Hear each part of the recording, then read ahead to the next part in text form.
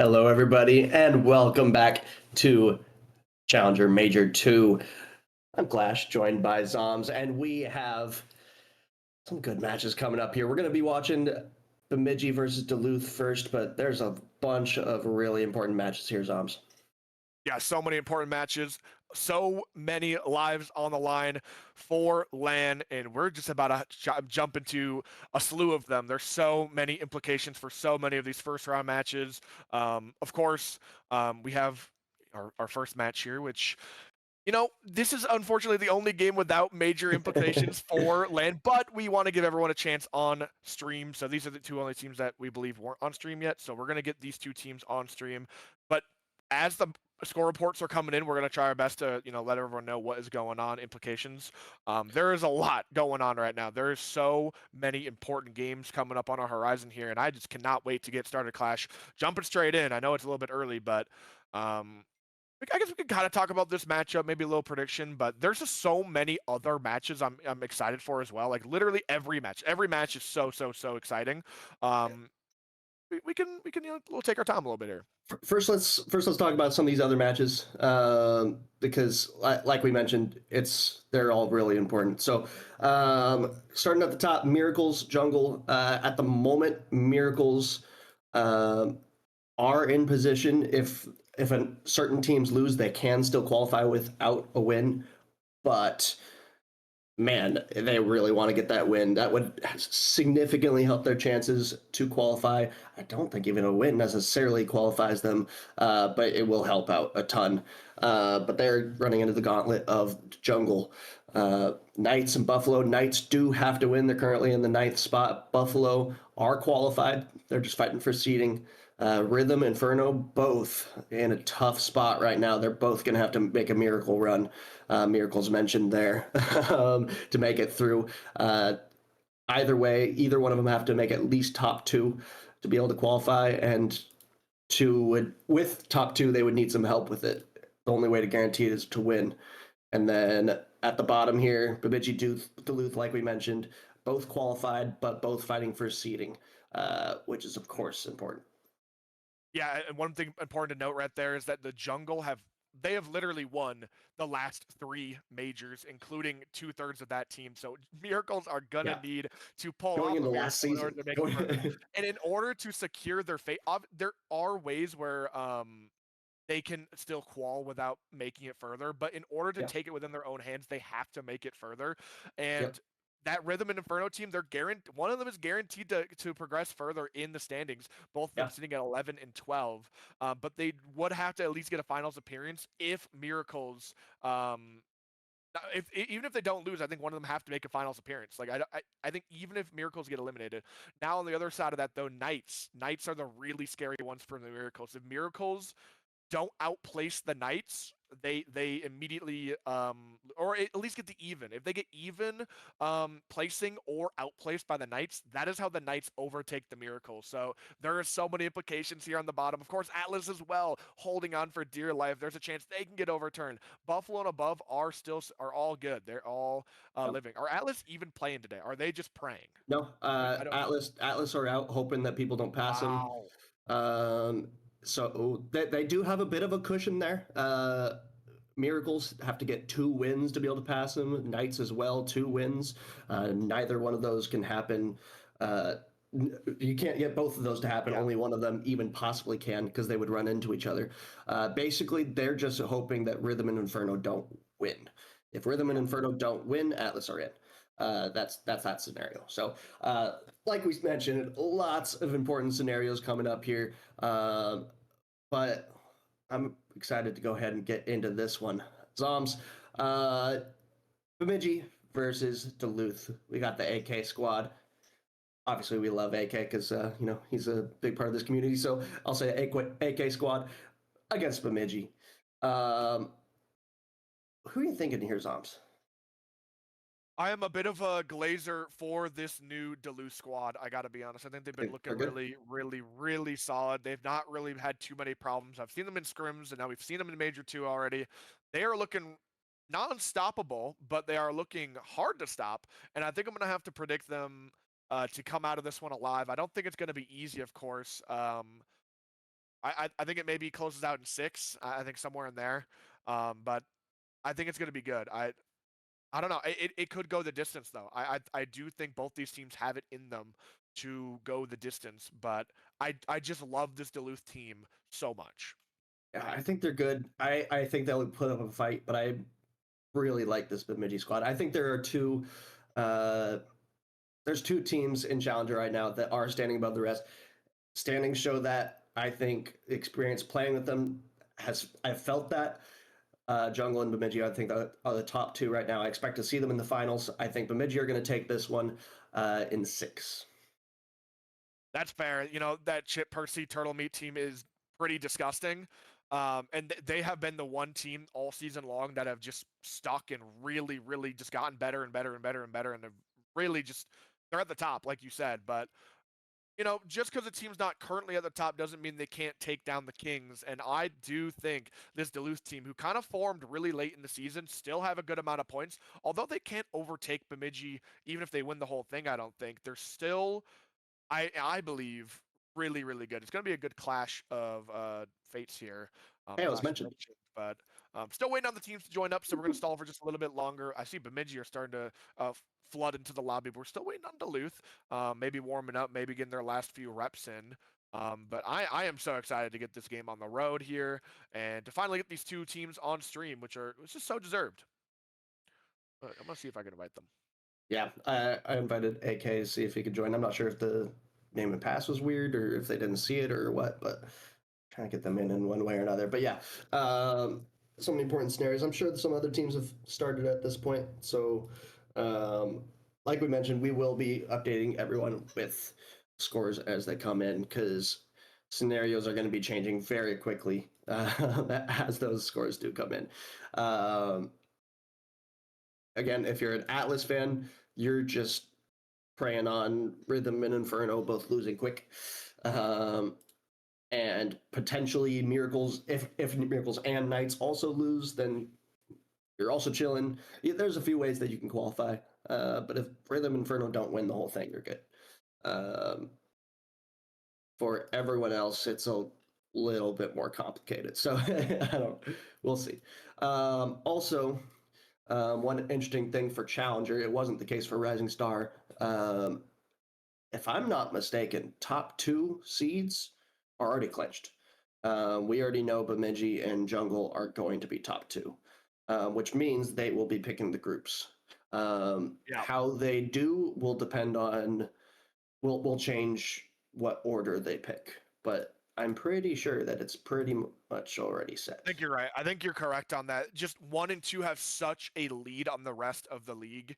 I mean, Bemidji had 111 points, and then Jungle had 102 points. Jungle obviously can still get some more points, but the next closest to Jungle are the Outlaws at 76, which, I mean, there are so many teams within 70. Hear the game starting up. I didn't even notice, but we are getting on the road. Not everyone's in the lobby, so we are actually going to be hitting the quick restart. And yeah, so sorry, little jump scare right there. And we're not even all ready. I don't know exactly who we're waiting on. Maybe some authenticating or something goofy, but we're just going to get the quick restart here. The party might be full too. Back, and party could be full. We have someone else in our game. Turtle Meat just joined. You were just missing someone. I don't know how their whole team joined without them being ready, but we are ready to get our show on the road here. Just oh, he's probably authenticating. Okay, there we go. We'll just like reset from kickoff and get going. All right, Clash. A little bit of a messy start, but we got ourselves a kickoff. We're ready. And yeah, let's get excited here. We got big implications all around. Yeah, absolutely. And best of 7s all day. So lots of games coming through. We have timeouts available. Hopefully the players are aware of that. But it always is going to be any best of 7 in MCS. Unless things change in the future, we have timeouts available. So we'll see how people react to that. But Bemidji starting on the board first. Turtle Meat able to get one past goal. Yeah, just ripped one on target from the sidewall, and defender not ready, not really respecting that shot enough, but got lots of time to really, feel out the other team. You know, it's a best of 7 like you just went over. You have lots of time to figure out your opponent maybe a little bit. You can adapt. That's going to be a nice goal from AK. Good dive, and I believe maybe a miss on the goal line right there, but just playing the ball so confidently. Lubick does well to get this one center, but immediately firing back, it's going to be AK. Yeah, Turtle Meat does not get a nice 50 right there, and Chip kind of goes flying by as well. Defender can't react, and Duluth will tie up. 1-1, only 30 seconds in it. I mean, I don't know. It's looking a little bit back and forth already. I'm getting excited. I'm hoping there's some fireworks this series. I hope so too. And AK's been impressing me in Challenger this season. I feel like he's really stepped up his game this season especially. And I felt it really early when he tried out with this team. I think he was looking at some other options also in Rising Star. Didn't end up taking that. That's a weird goal. Chip from long range just puts one on target, and I don't think Cole realized how little time he had. He went all the way to the corner for boost, had to go back to the net immediately and didn't. Yeah, a little bit of a misstep right there. Maybe didn't recognize that was straight in. Maybe got a bad comm. We don't exactly know what happened. But either way, you're down 1, and you got to find it back. Chip's going to get a nice demo here to stop Cole from advancing his offense. Rubick's kind of marched through the corner. Percy's challenge is going to stop that right out. AK's touch is going to fly this one mid. Nice little 50-50. It's going to give Percy a little bit of possession here, but with low boost and not much movement on the ball, it's going to get instant challenge. AK gets completely dunked down in front of the goal, but Cole's going to barely make it back. Looking for a little bit of a sidewall here. Chip gets past. AK off the backboard, double, triple commit. Oh my gosh, everyone for Duluth is trying to get active, but there's no goal. And back to my AK glaze. There was so many different thirds that this Duluth team tried out. And very frequently my team scrimmed them. So I got to experience a lot of different players, and it felt nowhere close when they tried other players versus AK. AK was just, it felt so much more competitive when he was on the roster. I was really impressed with it. I'm not sure if it was play style or just pure prowess from AK, I don't know. But he's just really stepped up on this team. It works so well. I don't know what it is, Zoms, but he just fits right in. Yeah, just makes his team work. He is not afraid of just challenging. He's not afraid of just diving and getting in there. And I think that's exactly what Cole and Lubick need, just a player to just send themselves in, make space for those two higher salves. Because this is a strat that we've seen quite a bit popularized quite often in, especially Challenger. I feel like we see it a lot, where you get two higher salary players. I think it's a lot more common now in other leagues, but or other tiers. But this is what you want. You want your third man to be so aggressive to give your first man a lot of space. And AK fills that role perfectly. He doesn't even feel like a third man at that point. He just feels like another first man because of how aggressive he can get. He can really catch the other team off by surprise a lot. Because typically when you're looking at this team, you're not expecting as much from the third man. But when their third is just so aggressive, you get so many like awkward opportunities, free chances. Even look at their first goal that AK got. He just went for the ball and just instantly scored because he just got aggressive. And it's gonna be a little bit awkward here to find it back, but we're finding this game wind down. Percy is gonna make it too. It's a little bit awkward off that waterfall, but he's gonna tap it in. 2 goals to Babinji now. Duluth need an answer. Yeah, I feel like boost control is really in favor of Bemidji at the moment. Every time that they get it to the backboard, it feels like Duluth is having to scramble for it, and they're able to get that boost, able to get control on it, and eventually Duluth has been cracking. Yeah, I cannot agree with you more. We've seen Cole twice last back, no boost, can't really do anything. Maybe it needs more maybe they need to take a little bit more of a risk to get those mid boosts, maybe securing those corners, maybe padding. I don't know exactly know what's happening, but no one's going for the ball, and it's just going to be a free goal for Turtle. He just completely marches down, and yeah, Lubick can't get the touch. Cole's probably, he's just too awkward to get there, and yeah, Turtle's just going to 1v3 basically and just shoot. He just plays the ball, nothing special about it, but now he's up 3, and it feels so I'm not going to say unwinnable for this game, but it's going to feel a lot more difficult to come back from 3 goals in 90 seconds than it was too. So we'll see if they have any strats. Yeah, and this whole Bemidji team, like, they've all elevated themselves this season too. I know Chip hit SSL at some point. Turtle Meat's gone up a ways. I honestly don't know about Percy, but he probably has too. I know that they're all playing a lot and all getting better. So it's such a tough team to play because their salaries I don't feel like represent their skills properly anymore. They did early season, and that's how you build a team, is get the players to improve above their salary, and I believe all three of them have on Bemidji. They are performing so well. I couldn't agree more. All three of these players have just improved so much. They've always been good, but if you just do nothing but get better, I mean, your team's going to be completely disgusting by the end of the season. That's one thing that not a lot of teams really did this season. I feel like a lot of teams were really quick to change. This team, I don't think made a change. They stuck together. They knew they had it. You know, they just kept on playing. There's only a few teams that did that. I believe one of the other teams that did that was that other top team with Jungle.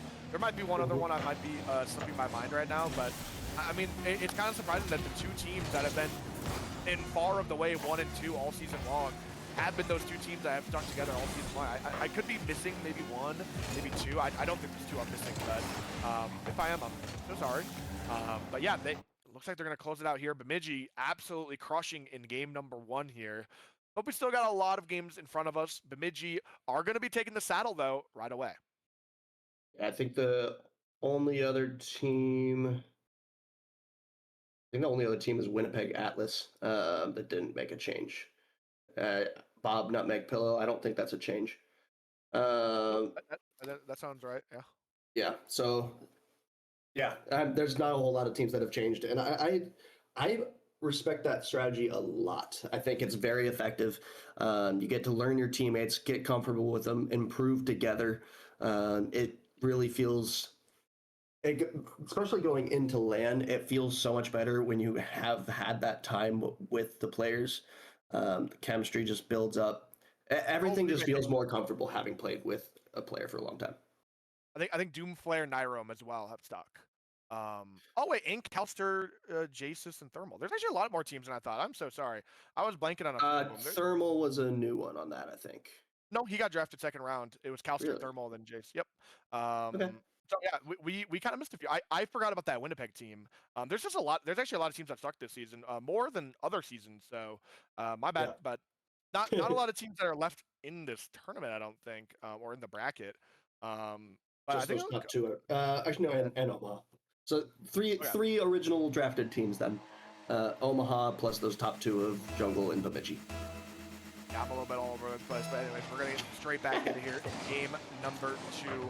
Duluth, I'm not going to say it's must win, obviously. Of course, you're really early in the series, but going down to in a best of 7 just never feels good. You know, it's never... Yeah. Getting off to that slow start, it can make the rest of the series so much more taxing, so much more difficult. You kind of play with that thought in the back of your mind that we have to win, basically, or else we're going to be on match point. AK is going to be trying his best to start off right. Perky does well to challenge that ball, but it's going to be flying the other way. Now Chip's got a great beat. AK on the backboard is going to catch this one. It's kind of awkward, but Wubik can kind of just take control. But what good is the control if you have absolutely no boost to play with? AK slams this one out, but it only meets as far as Percy. This ball just keeps continuously getting hammered back into this Duluth half. It's a nice dunk from AK, but it's only temporary. I feel like right now, so far, in the first minute of this game, Duluth are having a really tough time just getting out of the half. Yeah, they absolutely feel stuck. Turtle Meat in the middle here, trying to get some control on it. It's a little hard. Chip now playing it forward. Again, controlling the boost. Turtle Meat just stealing that corner. Cole finally able to get some, but now he's upfield having to recover. Turtle Meat back on it, trying to get another 50. And those follows by Bemidji just suck the boost out of Duluth here. Sorry, my speech made that sound a lot worse than it was. Man, every touch is just causing Duluth to have to spend so much more boost. This attack is dangerous, though. Cole not going to be able to follow it up, though. There's just not that second man presence that they're looking for. Yeah, still an opportunity here, maybe brewing. AK's looking to get this one center, but Wubik's not exactly playing the pass. He wasn't exactly close by. And a little bit of, I feel like the team offense right now is not, it's not going on all cylinders right now. They don't exactly have a game plan going into offense. They aren't using each other. They're not having their solo plays click right now. I don't exactly know what Duluth need to do to start making those plays happen, but they need to change something right now. Second man does get beat out here. AK is going to pass this one up over to Cole, but Cole can't quite get there as that boom is super strong. Another midfield pass comes through, but Wubik gets last. It's a little bit cautious. Does make that challenge. Now has a free catch here. trying to take the best position again. Really nice 50, can't get the free flip touch. It's going to be Cole, but Percy, what a cut to put this one back over to Chip for a free possession and just relieving a lot of that offense that Duluth was starting to finally build up. But, you know, we're talking about how often Bemidji were keeping that offense, but currently still sitting at 0 shots. Yeah, I mean, pressure doesn't always have to come from shots, just midfield presence, making sure that it's in their possession. So, though the shots aren't going on target, I still feel like this game is in favor of Bemidji, at least for the most part. Ubik trying to get one forward here, able to get a huge 50. Tournament's going to have to read it. Doesn't quite. Cole might be up for this first. Off the ceiling. AK now into the corner. Has a little bit of time, but it's going to get challenged out. Ubik able to get one. This one's falling down, but Percy able to get that from first. I do agree that, yes, Bemidji have had the majority of pressure in this game. I feel like they've been winning, but I do honestly think Duluth is slowly starting to turn that pendulum the other way. They're slowly getting more and more and more chances, and I think we're at a turning point here. In fact, Lubik's looking for the midfield pass, but really great cut to shut this one down, but it's still awkward. Cole's looking for the corner read, can't get it, and Chip's going to have a nice clear. Nothing too threatening so far, but Lubik, this might be a really good opportunity. Big flick on target, but Chip's got the save. It's just kind of fallen into the midfield. How is there not a player on that faster? It feels like their whole Duluth's entire offensive play just fizzles out because the second man isn't close enough. Yeah, they have so many good opportunities. It's so many good opportunities that are just falling by the wayside because of the lack of midfield. And now, on the counterattack, no one's able to get up early enough. Cole can't match the speed, and Bemidji strike first. It felt like such a good chance, man. But unfortunately, fall a little short, and man, Duluth are going to miss that one. But you got to keep playing, you got to keep fighting. You still got a minute left on this clock to figure something out. AK in the corner, going to be able to get this one out. Cole, Ubik, need to start some offense here, but Turley's got a great beat. No 50-50s found. Cole gets a clean beat. Now trying to make a little bit of a charge down the way here. Looking for the midfield passes over to Ubik. That is what we've been looking for the entire time. This time, Ubik just basically parking mid, saying, Cole, pass to me. Just hit me. Literally just hit my car. He could not have been in a better position right there. A great pass, a great finish. We got ourselves a ball game here, Clash. It's all tied up with a minute left on the clock. Yeah, and Bemidji saw it coming too, but it was just such a fast pass that they couldn't do anything about it. Cole playing one forward there, just kind of buy himself a little time, but counterattack now coming for Bemidji. Bemidji trying to get a 50 there on the corner. That one's going to go through. Chip just barely past the defense. No way. I mean, Clash, it is just... It seems like Bemidji just can't go no wrong. I mean, it's just a perfect dunk. Cole, oh, man, so close for Cole to get that one out. I didn't quite see what angle he had, but he was so close to getting that one out. Would have been a heroic save, but after fighting so hard to get that one goal, now being down again, you got to get another. Going to be AK to challenge one. Gets to the top of him, though. Percy looking for the back of the net. AK has a fantastic challenge to keep this one out, but the counterattack is going to be what's difficult to find. Chip does well to keep possession. It's going to be Cole, but he goes missing, and now Chip has a free beat in front of the box. AK does not get faked. It has a 50-50, at least temporarily keeps the ball safe. It's a shot top corner, but it's wide. Wubik can't get the counterattack, though. No boost, and he doesn't have the follow. AK on the sideline. He needs to get this one out mid. Chip does go and gets faked. Percy, Cold running ahead for the bump. This might be the opportunity. Big 50-50, but it goes to the side where Chip can take time. He's wasting it. Clash, this is all the time left in the game. I love this play from Chip. Duluth have to get desperate into the corner, have to pressure. Percy does have to deal with this, though. Might be able to get a piece of it. No, Wubik is going to be on it first. Good 50, though, for Percy. AK popping it high. Cole first to it. Shot on target. Chip able to get it clear. AK going to try to meet it, but good dunk out by Turtle Meat and Bemidji take game two. Surely we see a timeout here. Surely. Yeah, I mean, that wasn't even a bad chance right there on 0 seconds. AK pops that ball up and Cole slots that one top bins, but I believe that was Percy or it was Percy or Chip that last second just jumps. They just pre-jump and guess where it's being shot. I know Cole can't really perfectly fire that one as he's got basically no boost and he doesn't really know if someone's challenged, but man, that is just a tragedy. If that defender didn't just pre-jump, I think that was just top bins and in, but the pre-jump comes through and it's just perfect. A little bit of a heartbreak right there for Duluth getting, you know, I don't want to say a silly goal, but it was just kind of first possession off the kickoff, and man, it felt like Duluth fell apart this one. They had a lot of good opportunities. I don't know I do think Duluth played a much better game than game one, but it's not good enough to take away the series. Right now, Bemidji, they're slowly marching their way home here. Yeah, and I'm surprised there's no timeout called for Duluth, so we are going to get straight into this game three. And Duluth have to take this one down. Reverse sweeping a best of seven is, uh, I'm not going to say impossible because we've seen it before, but right next to impossible. It's such a tall task reverse sweeping a best of seven. So Duluth have to get this one. They can't be forced to take four in a row. They have to get one here. I can't agree more. Reverse sweeping, obviously it's like you said possible, but it's just you can't rely on it. You can't rely on a reverse sweep ever. I mean, the odds of it are just so low, and you gotta get a win here. If I'm honest, see if they can pull it out. Lose. Going to be getting really aggressive here at the beginning of this game. Sometimes it's paying off. This ball flying down the other end. Lots of low boosts. This is exactly what we were getting worried about in the first couple minutes of game two and all of game one is the boost. They got to secure their boost now. Booth are breaking out, looking for the midfield pass here. Wubik looking for the shot. Not a bad opportunity there. Already, the second man is crowding the mid way better already. In fact, Cole's going to be getting aggressive here. Not really giving Bemidji much time to breathe here. They're so low on boost. They're just looking for a way out. Midfield pass comes through, but no one's there. It's going to be personally cleared away, looking for the sidewall. And even if he doesn't hit that sidewall, he's stalling time for his team, which might be better than scoring. Well, obviously scoring will be better, but I mean, this is getting brutal. I mean, there's so many aspects of this game which I feel like Duluth are actually starting to play really, really well in, but Bemidji, they don't care. They just playing their game. They're just stretching on. Yeah, I just feel like that second man on Duluth isn't ready for the plays that are coming up. Like they have opportunities that I feel like they should be able to pounce on and get goals from, but there's just nobody there ready for it. The midfield presence, I don't know. The second man on Duluth is struggling to get what they need to. I feel like that Wow. the second man on Bemidji is not Chip able to get one away here.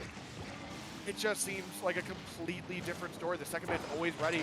And one thing to note as well is the first man on defense for Duluth, I feel like are always very hesitant. They aren't challenging. That someone needs to go, I feel like, a little bit sooner right there. I don't exactly know who, don't exactly know what the comms are like, but just two people playing the goal line again, it's just a recipe for disaster. And unfortunately, Duluth are letting a few of these goals find their way through the cracks. The Bemidji are just they're just playing their game. They're not doing anything crazy, not doing anything special, but it's working. It's efficient. It's a good opportunity here for Duluth, though. What a bump. AK, I mean, he wants to find the pass, maybe a solo play. Gets it past one. And Cole's going to try to take this one from the sidewall, but his Chip is faking him out, even despite having no boost. He's just immediately challenging the ball, immediately making things awkward for Duluth. Chip now has to deal with this one. AK goes jumping at it. Didn't really have a chance of beating him, but at least forces him out. Ubik taking it over. Chipping it over one. Chip now has to make the save. Turtle Meat not going to be able to make contact. Cole tries to get a middle. AK is there. Finally a second man there, but good defense from Bemidji. Ubik going off the ceiling here and might be able to get a 50 on Turtle Meat. He does, but Chip, a little bit of space now. Doesn't go for it first. Lets that attacker hit it. That's a huge 50 from AK, and we tie the game here. I mean, that's the no fear that we were talking about earlier. AK just, he knows Wubik's behind him. He can just go for free, and he goes. No fear as that third man on the roster, and he just bullies out the defender right there, pushes them aside, and gets himself a free goal. AK has gotten 2 goals like that this series, and it just pays off to be aggressive sometimes, especially when you know you got someone behind you. You just gotta know when to shoot.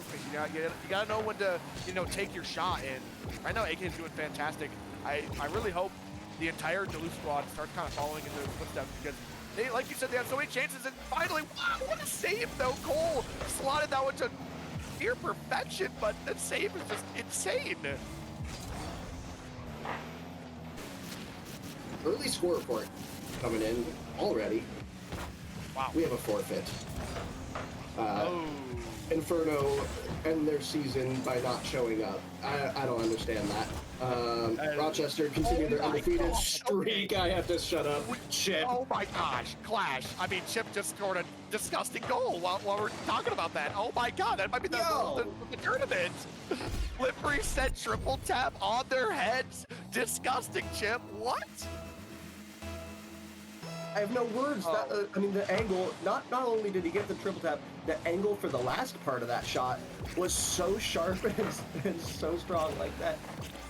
I mean, who's beating this team if Chip is hitting stuff like that? I mean, yeah, that is an absolute statement goal right there to absolutely snuff out Duluth. And they thought they were all slide, getting their comeback again. They got their one goal, but it's just nothing compared to that. Ubik maybe trying to match him on the backboard, but Chip is there, shutting him down and showing him why he's the only one that can walk that walk. Again, now has to control it. Able to get a 50 out. Ubik, low boost, beat out by Turtle Meat. Turtle Meat can't make contact with that one though. Cole can't beat Chip. Chip now middle, hits it to Percy. Percy hits it high for Turtle Meat. Turtle Meat can't follow it. Percy does instead. Shot on target saved by AK. Now Cole up to AK. AK goes missing. Ubik on zero boost, takes some control. Looking a high for Cole. Cole might have to double tap this. He does, but not on target. Now it is. Ubik able to clean up. Fantastic play right there, Clash. A big flick up to Cole. Cole has just about the double, but honestly, it's just as good as Ubik can tap that one in. Fantastic team play between these two superstars. We are continuously having Duluth pull back. They're continuously pulling back, and they're trying to bring back this beast, which is Bemidji. But how many times can you do that? You got to eventually take a lead. You can't just keep on pushing back after, Bemidji retaliates, almost a corner read, and Turtle goes missing. Percy's not going to on the follow-up. And this is the same exact story we've been playing the entire series long. It just seems like Bemidji push, Duluth pull back. But this time, if you're the last one to push, I mean, Duluth are just getting no opportunity to push and get ahead, get that lead. At best, they've been equalizing. And now with only 30 seconds, they might even have that chance to equalize. Chip looking to close this one out. Yeah, they only have 15 seconds now. Ubik taking this one up. Tries to get a flip reset. Doesn't look like he gets it. Gets 50 out. AK now has to do some magic. Might be able to get one more, but doesn't quite. Cole now on for a 50. Ubik doesn't make contact. AK has to keep it up. It's not going to be able to. And we're looking at a sweet potential for Bemidji. They're looking to just end this one quick, trying to take it down in 4, trying to keep the stream on schedule. But Duluth wants nothing to do with that. But in order to take this one down, they're going to have to get 4 in a row, Zoms. Yeah, it's looking very grim for Duluth right now. I'm looking a little silly with my prediction, but Chip, wow, what a performance game. He's making his team his team is not having to do much. I mean, his team has got 100 points and like 200 points. I mean, it doesn't matter. Chip is going berserk right now. Obviously helping him out immensely. I'm not going to sugarcoat it. Percy has been absolutely everywhere he needs to be offensively, and Turtle Meat is covering all those gaps. But Chip is just on another level right now. He's generally making this lobby look silly, running laps around them and just making a threat out of everything. We're gonna get to see that another insane goal. That's Gosh, that goal was just so stupid, Clash. I can't believe it. I mean, that might be goal of the tournament, and it's literally the first game. I mean, it's going to be hard to pass that one. And the sharp angle, triple tap, flip reset, top ceiling, whatever you want to call all the things that he did. Shot. I mean, it's just so good. It's gonna be a second before we can get in. We black screen on our end. I'm not sure if stream sees that or not. Probably not. So give us a second to get into this 4th game. But Duluth once again, no timeout, which I don't really understand. I don't know. I don't know Yeah, what you think about that one, Zombs. I think it's pretty silly to not use your timeout. Timeouts are so broken. Do I gotta leave the game? Sorry, my game. Oh, my game actually just crashed. Fire. Oh, so it's your fault. Got it. I guess I'm loading back up. I don't know, but I think timeouts are so important, Clash. I think they're so powerful to kind of swing the momentum into your favor. Um, but just throwing it aside, saying you don't need it. I mean, maybe it's a confidence thing. Maybe you just want to kind of get on with the match. Maybe you kind of want to get on with the day. Maybe you think you're not playing that bad. Maybe you think they just peaked. Maybe you think you just got unlucky. Either way, there's so many different ways to take that. But I think at the end of the day, taking a timeout, taking some time for yourself, it can never be a really bad thing. But they just seem a little stubborn. They don't want to take the timeout. They just want to get the game going, get the game moving. And, I'm not going to stop them. So let's just Yep. continue on. Yeah, I think just talking about little things that you guys can do differently strategy wise, or even just taking a moment, taking a walk around the room or something, it can be so valuable. And I'm just shocked that they aren't taking that. But especially, I mean, with the tournament on the line, lose it and you're out. So it's important. Whatever. Duluth are confident, I guess, that they can still win this thing. They have kept it close. Games 2 and 3 were right there. Maybe they're just like, we can win it. We obviously can. They're right there. So that maybe they just don't feel like they need to change anything, which I disagree. I think they do. Yeah. Definitely something needs to change. I don't know exactly what, but they got to figure it out and fast. I just realized that the overlay is showing it best of 5, by the way, the little lines. But that's okay. A little confusing. Not that important. It says best of 7. We all know what's going on. Oh my gosh, ship up and kick. What a save from Cole. Wubik and AK will come together to get a save right there. I will say, the one thing that AK is really good at is keeping the spirits high. I don't exactly know too much about Wubik and Cole in that regard, but if AK's doing anything, he's definitely keeping the team in high spirits. He's such an easy guy to play with. He's fun. He's good at like just making the team be like, yeah, we got this. We're better than them. Like let's just play our game. We're gonna be better than them no matter what. If we just do what we want to do. And honestly, a lot of times this game, I almost agree. If they just were playing their game a little bit better, they could have been winning so many more of these games. But unfortunately, that second man has been the really big leading cause to them kind of lacking on offense. And then even it transitions into defense, of course, because when you're rotating back and that you don't have that man to challenge, it's just crumbling the entire game, in my opinion, Clash. They got to somehow recognize that. It's just so tough in their shoes, Clash. Yeah, I agree. Wubik trying to make something happen here. Has a flip. Trying to get a middle. It doesn't quite have the read on it. Cole now has to play some defense. Chip puts one on target. Cole, easy clear for him. Can he follow it? No, Turtle meets on it first. Wubik just trying to get it clear here. Chip popping it up. Percy trying to get up there quickly, but AK beats him out. Now Cole, 50 coming out. Just kind of a neutral ball here. Wubik plays it forward. No boost to be able to follow it, though. Percy popping it forward on low boost. Cole puts one on target. A little bit more awkward than I expected it to be for Bemidji, but they are able to get the clear. Percy, good shot from him. Now saved out by Cole. Yeah, so far getting a couple shots on net here and there, but nothing too threatening. Both these teams trying to weasel their way into this game, and it is really going to be Duluth too. They need to start off high, in my opinion. They got to find a way back in the series, and I think it needs to be explosive. I think it needs to be through, if I'm honest, I think it needs to be Wubik. I think Wubik needs to be the guy to like really just rocket his way through. He's so mechanical. We've seen what he can do in Premier. We've seen what he can do in Challenger in previous seasons as well. He needs to be the guy to like really step up for the Duluth team, in my opinion, and show us some fireworks. I think he's got so capable. First, getting a little mini psycho over to the other side here. Trombe's not able to like the finish, but if we blocked out Cole, he can get dunked. Wubik taking a little bit of time here. Does get beat up by Chip in the corner. Midfield pass comes through. Nice save by Cole. Up to AK. AK maybe looking for a forward touch. It's just not quite what he was looking for. Now Chip has a free counterattack. Wubik, great job dodging them up and can keep this one safe. Clash, what do either of these teams do to break the deadlock here? Deadlock mentioned. Wubik trying to get it forward. I'm not sure. I think Duluth, the game plan for them is fine. Again, I think it's mostly that second man. Bemidji, man, I don't know. I feel like Bemidji, it's the same story. Don't change anything. Play the safe game that they had. Keep controlling the boost. Maybe just keep pressuring and trying to control the boost a little bit more, because I feel like Duluth are actually getting out of their half now, unlike what they were before.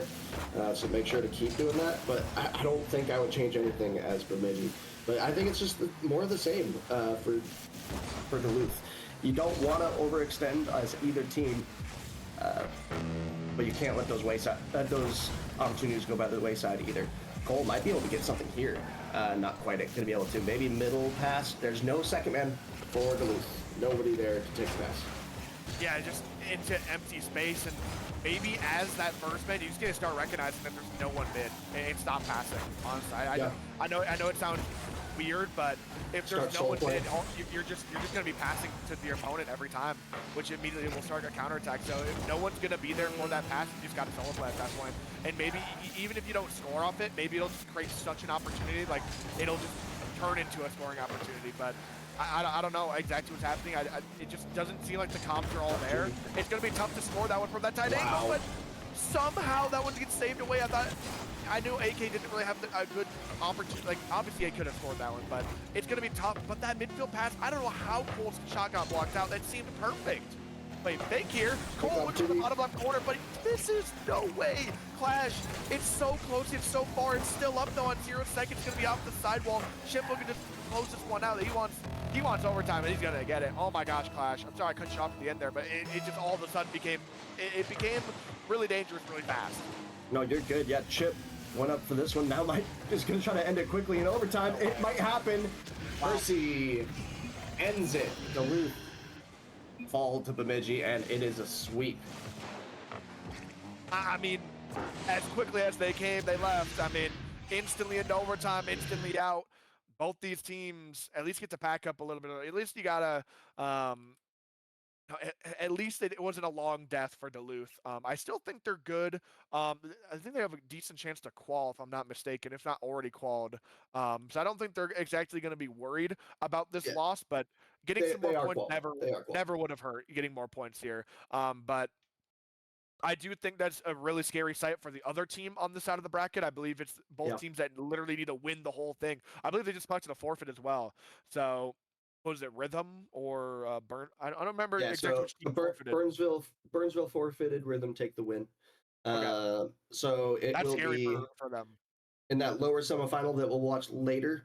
I believe that's the 8 o'clock one. It'll be Rhythm versus Bemidji. But we're still waiting on results for the upper semifinal, which is going to be the one we're watching next. It'll either be the Jungle Miracles winner. It'll be the winner of Jungle Miracles versus the winner of Buffalo Knights. Neither of those two series have finished yet. Uh, Cool. but we'll keep an eye on that as it happens. Once it happens, then we'll let you know what it is on stream and stuff, so we can cast it. But Zombies, any final thoughts of that series? Closing out that one, I don't think that was the best versions of Superiors we could have seen, I but I agree. do think that was one of the best versions of Bemidji, and I think this is a real threat to just take this whole tournament today. I would not Yeah, be surprised if they're playing like that. They are probably winning Major too. Honestly, I think they might be the favorites just off of what we just saw. Dominance. They played their game all game. They didn't really look in trouble at any point in time. I don't think there's a single point in that entire series where they were trailing. I think they were at worst tied. And that was like literally the worst deficit they had was, which is yeah. That they really never. scary. I don't think they were ever behind. They're never behind. And I think especially for Rhythm, who they're about to play in that lower semifinal. Oh my gosh, I would be worried if I was Rhythm, knowing how hot this team is, because they have to beat this team to qual, I believe. Yes, they do. So one interesting thing with that though, they did play in Swiss Rhythm versus Bemidji, and Rhythm actually took it in Game 5. So yeah, Rhythm so far this major are actually undefeated. They went through 3-0 and they took down Bemidji to do so. So I did say in my own little. We'll come back later because we'll have predictions for that later. But it Bemidji are looking really good right now. Bemidji are looking really good. I don't want to stall any longer. I think we can go to a break. I'm not sure how long it'll be. It'll depend on the matches that we're waiting on to finish I mean, to be able to get yeah, into that spot. But I'm down to come back anytime as well because I'm just having fun. We're just chatting sounds good. Clash. Uh, but thank you. Don't go anywhere. We'll have a mystery match here coming up very shortly.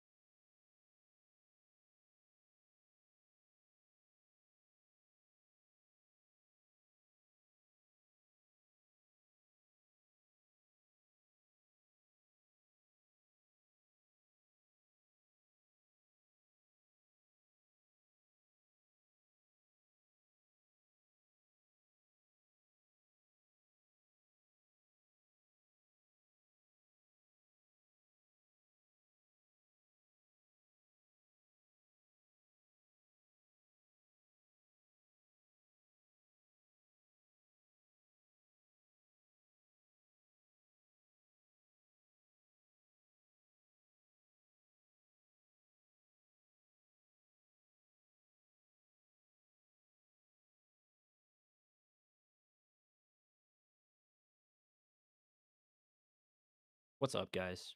We're back. Just kidding. I'm not kidding. We are back. It's Perchance and Clash. How are you? It's good to have you. Good. Yes. I'm good. I'm glad we're finally getting into this one. Took a little while for that second slotted match to finish. So we will have Jungle versus Omaha here, and quite a few scenarios resolved here with the results that came in.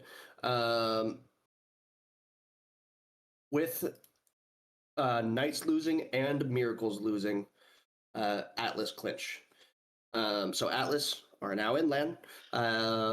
All that we're waiting on now is to see if Rhythm can win another one. If Rhythm wins again, they'll pass Miracles. That is the only scenario left for LAN. Rhythm would need to win one more, and then they would pass Miracles. But we'll watch that one potentially. I don't know if they're going to play or not. A little bit later. Potentially that team, they're going to play off stream because they want to have grand finals a little earlier. I'm pretty sure they are playing off stream right now. But Are they? Is he here? think so. I don't know. Did Percy come back? We'll see. Percy was MIA, which is potential for not starting that one right away. We'll see. I'm not sure. If we stream that one later, then we stream that one later. If not, then not. But for now, let's talk about this one. We have Jungle versus Omaha. What do you think about this one, Perchance? Well, in my biased opinion, I really like this Jungle team. This is really, I mean, they're looking to have another clean sweep. They've won the last 3 majors. Last season. Including last season, yep. With 2/3 of that same roster in Risser and Red Wizard. And they're looking to win a 4th. They did, beat Minneapolis 4-2. I know that they scrimmed Bemidji before the games tonight occurred, and they're feeling pretty good. So I'm looking to see some quality Rocket League. They kind of had a slump at the end of the regular season. I think they lost their last 2 games in week 8, but they've been practicing. I know Risser's playing the game more. Honestly, I don't really know a whole lot about this, Buffalo team, other than I'm pretty sure they've already clinched. Yeah. Like I mentioned before, LAN scenarios are completely set except for that bottom spot being either Rhythm or Miracles. So everyone else is set. Jungle, Buffalo are already in. So now it's just playing for the aura of having the major 2, Jungle especially because they want to get that 4 in a row. So predictions, Coop. I'm pretty sure you're going Jungle. You can let me know in how many games in a second. But I think I'm also going to go Jungle. I know it's exciting to split the desk, but it's sometimes also exciting for us to both be wrong. So I'm going to go Jungle as well. I'm going to say it's going the distance though in 7. Yeah, I was gonna say 6. I guess we're coming in with the 6-7. I was gonna say 6 because honestly, this Buffalo roster is pretty volatile. I'm looking at the roster. I did cast this team, I think, twice in the regular season. I recognize the names, and they just kind of hit you with some jank crap out of nowhere, which could definitely. Calster in chat. It could definitely throw off Jungle here. Yeah, come on, guys, get in cams. Quit being lame. Everyone knows the cams team always wins, but actually, is Jungle in cams? I should be careful what I say. But either way, I'm looking for a pretty good game. Obviously, both these teams have already clinched LAN, so they're really just looking for placements at this rate. So, and obviously the, 4-peat major performances. So, off the rip though, we got Red off the kickoff, off the sidewall. Just Jace's in the backfield here, popping out off the backboard. Up to the ceiling, challenged by Risser. Almost called him by his new in-game name. Don't worry, that will update. Thermal off the backboard. Risser on the sidewall, looking for a double touch. Doesn't get one. Jesus over to the corner. Red, little free jump. Calster in the midfield. Jump by Duke. Over to Thermal. Puts a shot on, but will be there to reject it is Risser. Now Red Wizard popping it in the corner. Duke there. Gets to Jace to straight up Thermal with the touch. Opts to fake it. This will bounce straight up. Interesting touch by Risser there. Trying to get a pass over to Red Wizard. Calster. The corner gets one. Looking for two. Midfield gets a pinch over to Jaceus, but Duke will beat him out. A little bit of time on the back here is Thermal. Gonna try to get it over one. Playing it over in second. Risser not able to make contact there. This one's waterfalling in front. A little bit dangerous, but no one there for Buffalo. Duke able to 51 out and a good clear coming out now. And these two teams, I mean, like we mentioned, they're not playing for the land at this point, but of course, everyone was still wanting this major too. Winning a major is still so important. It's a 2-week event, so it's been a lot of work to go into this one. I forget exactly what round Jungle went into round 5, so I know they've had Dude, it was rough, bro. 6 series so far played. So like winning for these teams it's not required to make it into land, but it's still definitely important for them. Yeah, I do know Jungle. I mean, what a rough first week. Risser with the oh my god, what a save from Jaceus. Duke there with the shot off the backboard, looking for another touch off the backboard. Is pre-jumped by Risser in midfield. What is going on? This is my Jungle roster, ladies and gentlemen. But yeah, like I was gonna say, Jungle had a very rough Swiss. It was weird though, like they absolutely dominated the first 2 series, and then lost 2, and then the last one, hey, I said it, Clash.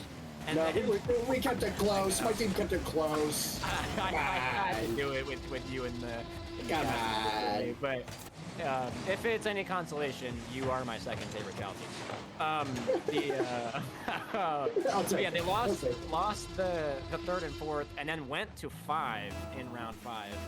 So very nervous, but obviously coming in strong in this game though, dropping the 1 here just under halfway into game 1.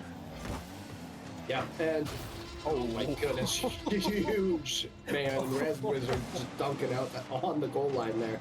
And one other thing to talk about, but both Bemidji and Jungle have already clinched top 2. It is just straight up set. Those 2 are the top 2 teams. What order they're in is not set yet, but these 2 teams will be choosing groups. So that's also going to be really interesting. The more that teams that you guys play, the more of a feel you have for them, the more likely you guys will know what to do when that time comes around that you do pick the groups. Yeah, I did run the math, and I think it was like yesterday I looked at it, but what a touch from Duke. The way that it has to play out for Jungle to top out Bemidji is they need to finish 2 places ahead of them.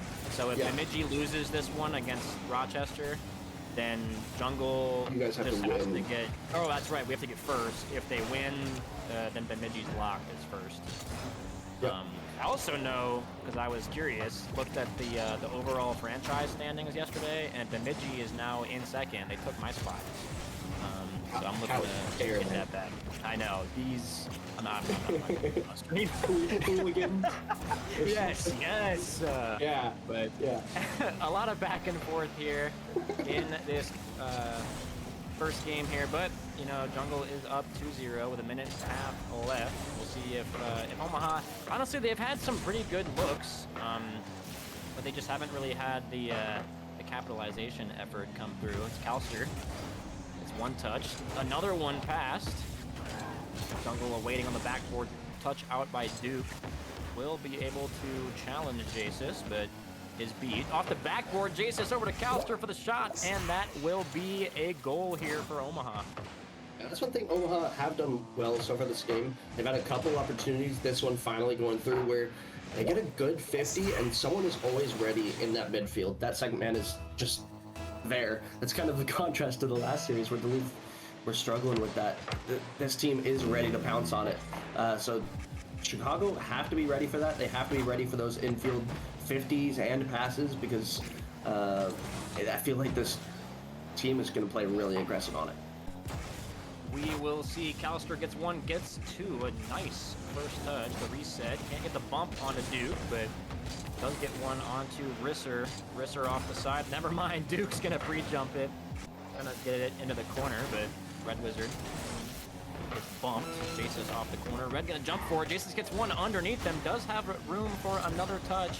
Thermal, bit awkward, but Duke with the whiff, and that will be tie game here for Omaha.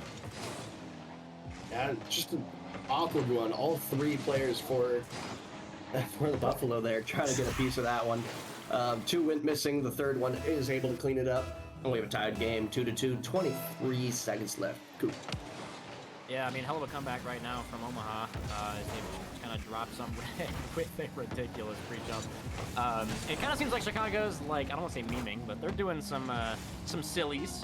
But obviously the game is not over yet, as they are making an offensive mount here, but Thermal back to the offensive zone here for Omaha. Into the corner now. Risser with the pinch on Duke. Calster, tough catch, but he does get it. And Red Wizard popping off the sidewall. But Risser does get one to, oh, what a pass midfield to Duke. Ball is high. Jasus up over to Risser. Risser gets one. Can't get the second. Red Wizard there for the shot, and it will be OT. A little bit of a dangerous play. Almost worked out for him. And we got OT in game one. Risser going to try to end it early off the ceiling here. Not quite going to be able to get it past one. Red Wizard back to Risser. Not quite make contact. Jasus beats one. Is turtled. Just tries to recover there. Almost going to get back to it. Now full boost. Big 50 in favor of Jungle. And that's a huge turnaround instantly. Jasus gets it back middle. Calster not quite able to beat that last defender. Red now gets past one, has room and boost for two. The wall pinch does come out. It is just Calster back right now. Look at the pass midfield, doesn't come out. Calster off the sidewall. Duke gonna beat him though. Let's see what he can do. Gets one, gets bumped. There will not be a second touch coming out. Thermal, not the best idea. Red Wizard there for the intercept, but Calster will be able to take it off the backboard. Risser popping it off the sidewall. Jasus and Thermal a little bit awkward there. Duke does get a nice little ground roller. Little pseudo pinch action. Risser with the demo dodge over to Red Wizard with the 50. This will go waterfall. Is anyone there? Risser closing out game one here. Fent 5-11 for Chicago. Yeah, it's a bit of an awkward 50. Thermal wasn't quite able to read it as fast. Yeah, Risser just had a much better angle to be able to read that. Jungle taking game one here. Can't say I'm too surprised. I think the Jungle team had a better playstyle going into this one. That being said, Buffalo still have had those dangerous chances. Yeah, I mean, both of these. I love the chat banter. I mean, both these teams are pretty offensive. Obviously, you know, the good comeback from the Omaha roster, and then obviously just looking at the shots, you got 13 for Jungle, 7 for Buffalo. 2 for 7's not. I mean, it sounds terrible, but I mean, they were both assisted. Pretty good team play overall. I'm not surprised that this was a relatively goal-filled game. We'll see if it continues. Yeah, just a reminder, guys, you do have a timeout, but you know, we'll see if it ever gets used. I don't think I've seen one get used in a while. But obviously, game one, definitely room here for Omaha. I will say the 2 goals that, or I guess like the regulation goals that Chicago got were, I mean, I don't want to say hand me's, but some pretty spectacular pinches and 50s and whatnot. But yeah, we'll see if Omaha can get some traction here in game 2. Yeah, and I feel like they do have stuff to build on. Just have to be careful with the 50s in front of the net, because a couple of them went awkward for them, and the defense struggled to recover. This is going to be another well-played ball for Jungle, making Omaha awkward, but not quite able to get that one through. Thermal went over a few pops there, trying to get it past the defense. Risser, a little bit of a crazy read off the corner there. Risser still on it. 0 boost though, flicks it over one, able to get it to the goal. Calster though, able to get a good clear. Duke not able to get one. Red Wizard has a good touch here. He is able to pop that one high. Buffalo now trying to get some offense going, but well dealt with by Risser. Gets a pass, Duke. I will say, Risser, this game has already increased the mechs that we're seeing tenfold. We'll see if he really does anything with them, but so far he's making some pretty nasty touches. Doesn't get that skim. Speaking of which, yeah, I should stop talking. Jasus does get bumped. This is it on? It is not. Thermal gonna put it on though. And honestly, that bump might have screwed up Chicago a little bit more than Duke anticipated. But nice look by Thermal. Yeah, Risser just didn't have the read initially. It didn't have enough boost to get up to it. Didn't realize it was going to be so off to the side there. So he had to bail on it. Thermal was able to get there first, and first one away for Buffalo. Risser now. I'm trying to get this one middle. Flip reset. Two ended up going for Jungle, but they still have possession. Infield pass. Duke tries to place that one bottom right. Well dealt with on that back line. Now another chance. Risser not going to be able to get to it first. Calcer going to start a counterattack now. But that counterattack's going to go away very quickly because Red Wizard took out the entire team. Yeah, this is one of the things Jungle Child does. I'm happy to see it. I think it's exciting. They don't really play much defense, I'm not going to lie. But if you do it right, it works. Red Wizard does like the bumps. Usually Duke is actually the main culprit, but Red's doing it this game. Red off the sidewall to Risser, whose name is fixed. Thank you. Red Wizard putting this on. Sent up by Thermal. Duke can't get the read from Jasis. Red Wizard, little pinch action. Thermal, 0 boost now after that awkward read. Gonna get bumped out by Red Wizard. Calster gets 1, gets 2 over Duke. Red Wizard will have time to collect this. Jasis, bit of a slow push. Calster and Risser and Duke up. This is an open net here. Oh Calster gets the double though and messes up Omaha.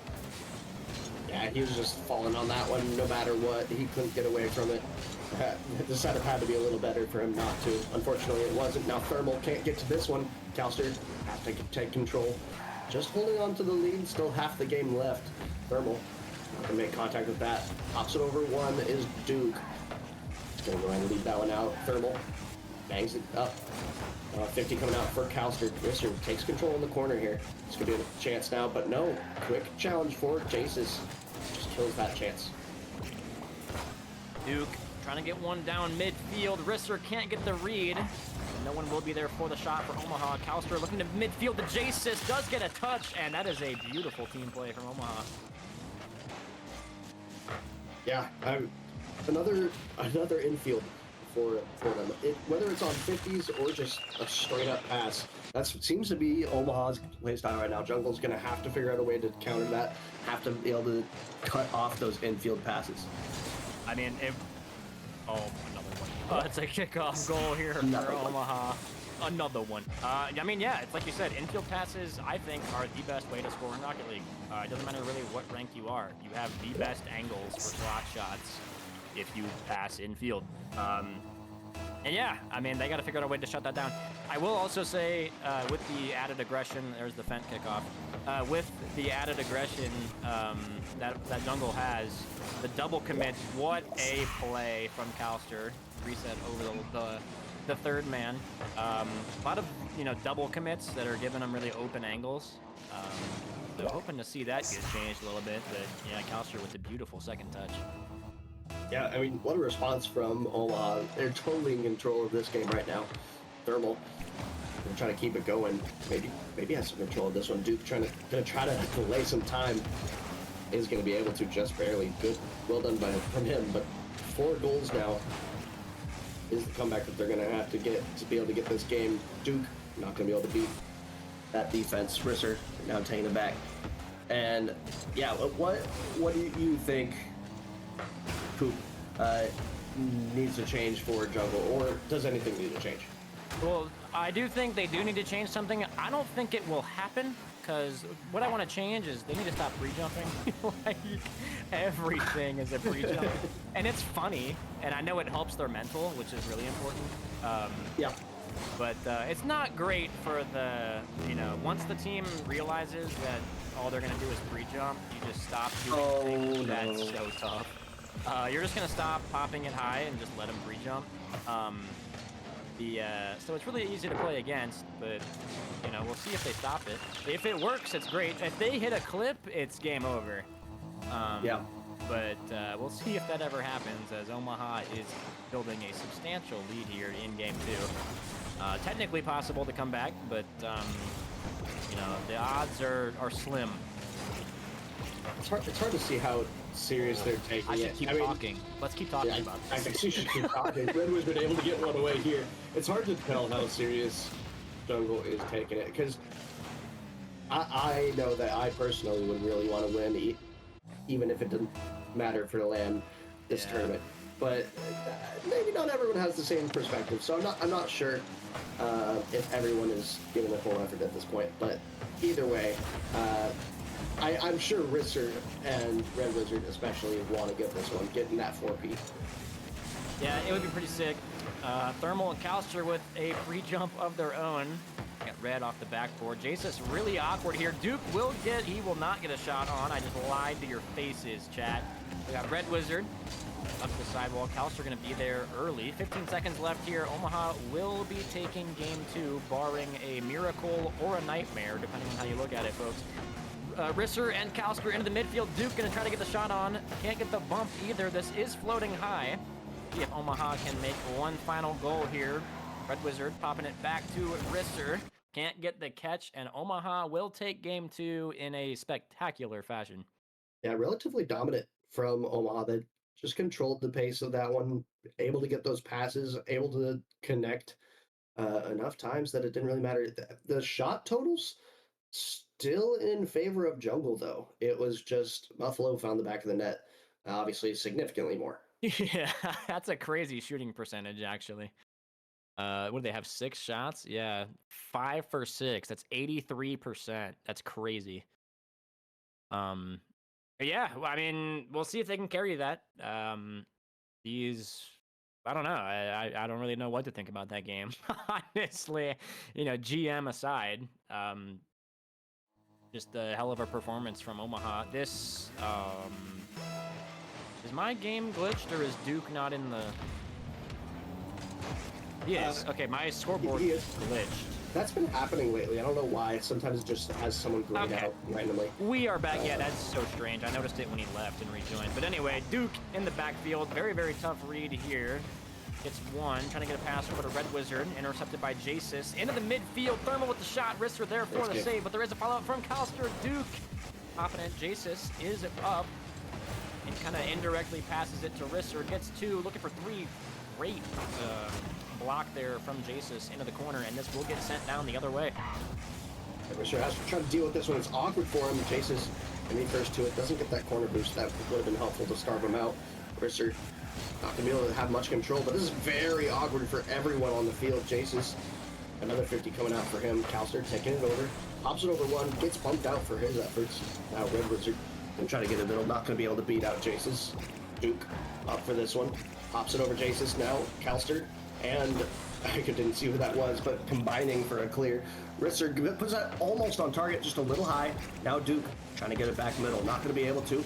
Red Wizard has to deal with this one. It does beat him, but he buys enough time.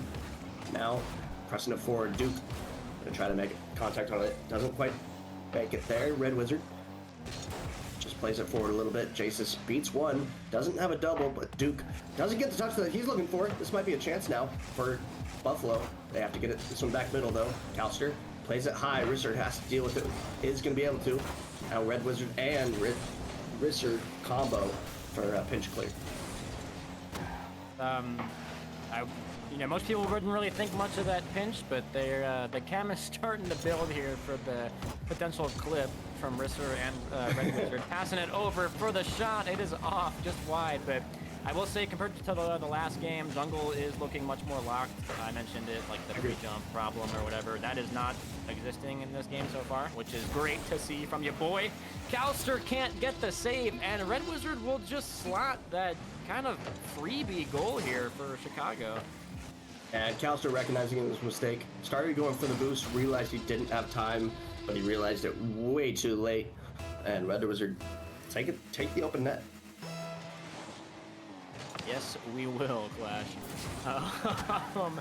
The kickoff here, early pressure from Chicago. Risser trying to get a shot on, is able to get it over the last man, but unfortunately isn't on target. Almost nasty read from Red Wizard. Duke, a little bit awkward on the backboard. Does get one touch over the Red Wizard on the sidewall. No one challenging from Omaha. They are looking a lot less aggressive this game than they were in the first two, even. Now Duke into the corner. Gets one. Gets a nice ceiling pinch into a wall touch. Now Risser, Calster, 50 into the midfield. Calster will go for the shot. What an angle from Calster. That's disgusting. I mean, just the pure speed, getting a 50 in there and then being able to follow it up just as quickly as he did. The shot itself was not insanely fast, but the pace he got there was well done by Callister, tying that one up. 1-1, almost a kickoff, Ripper. Now Red Wizard off the backboard.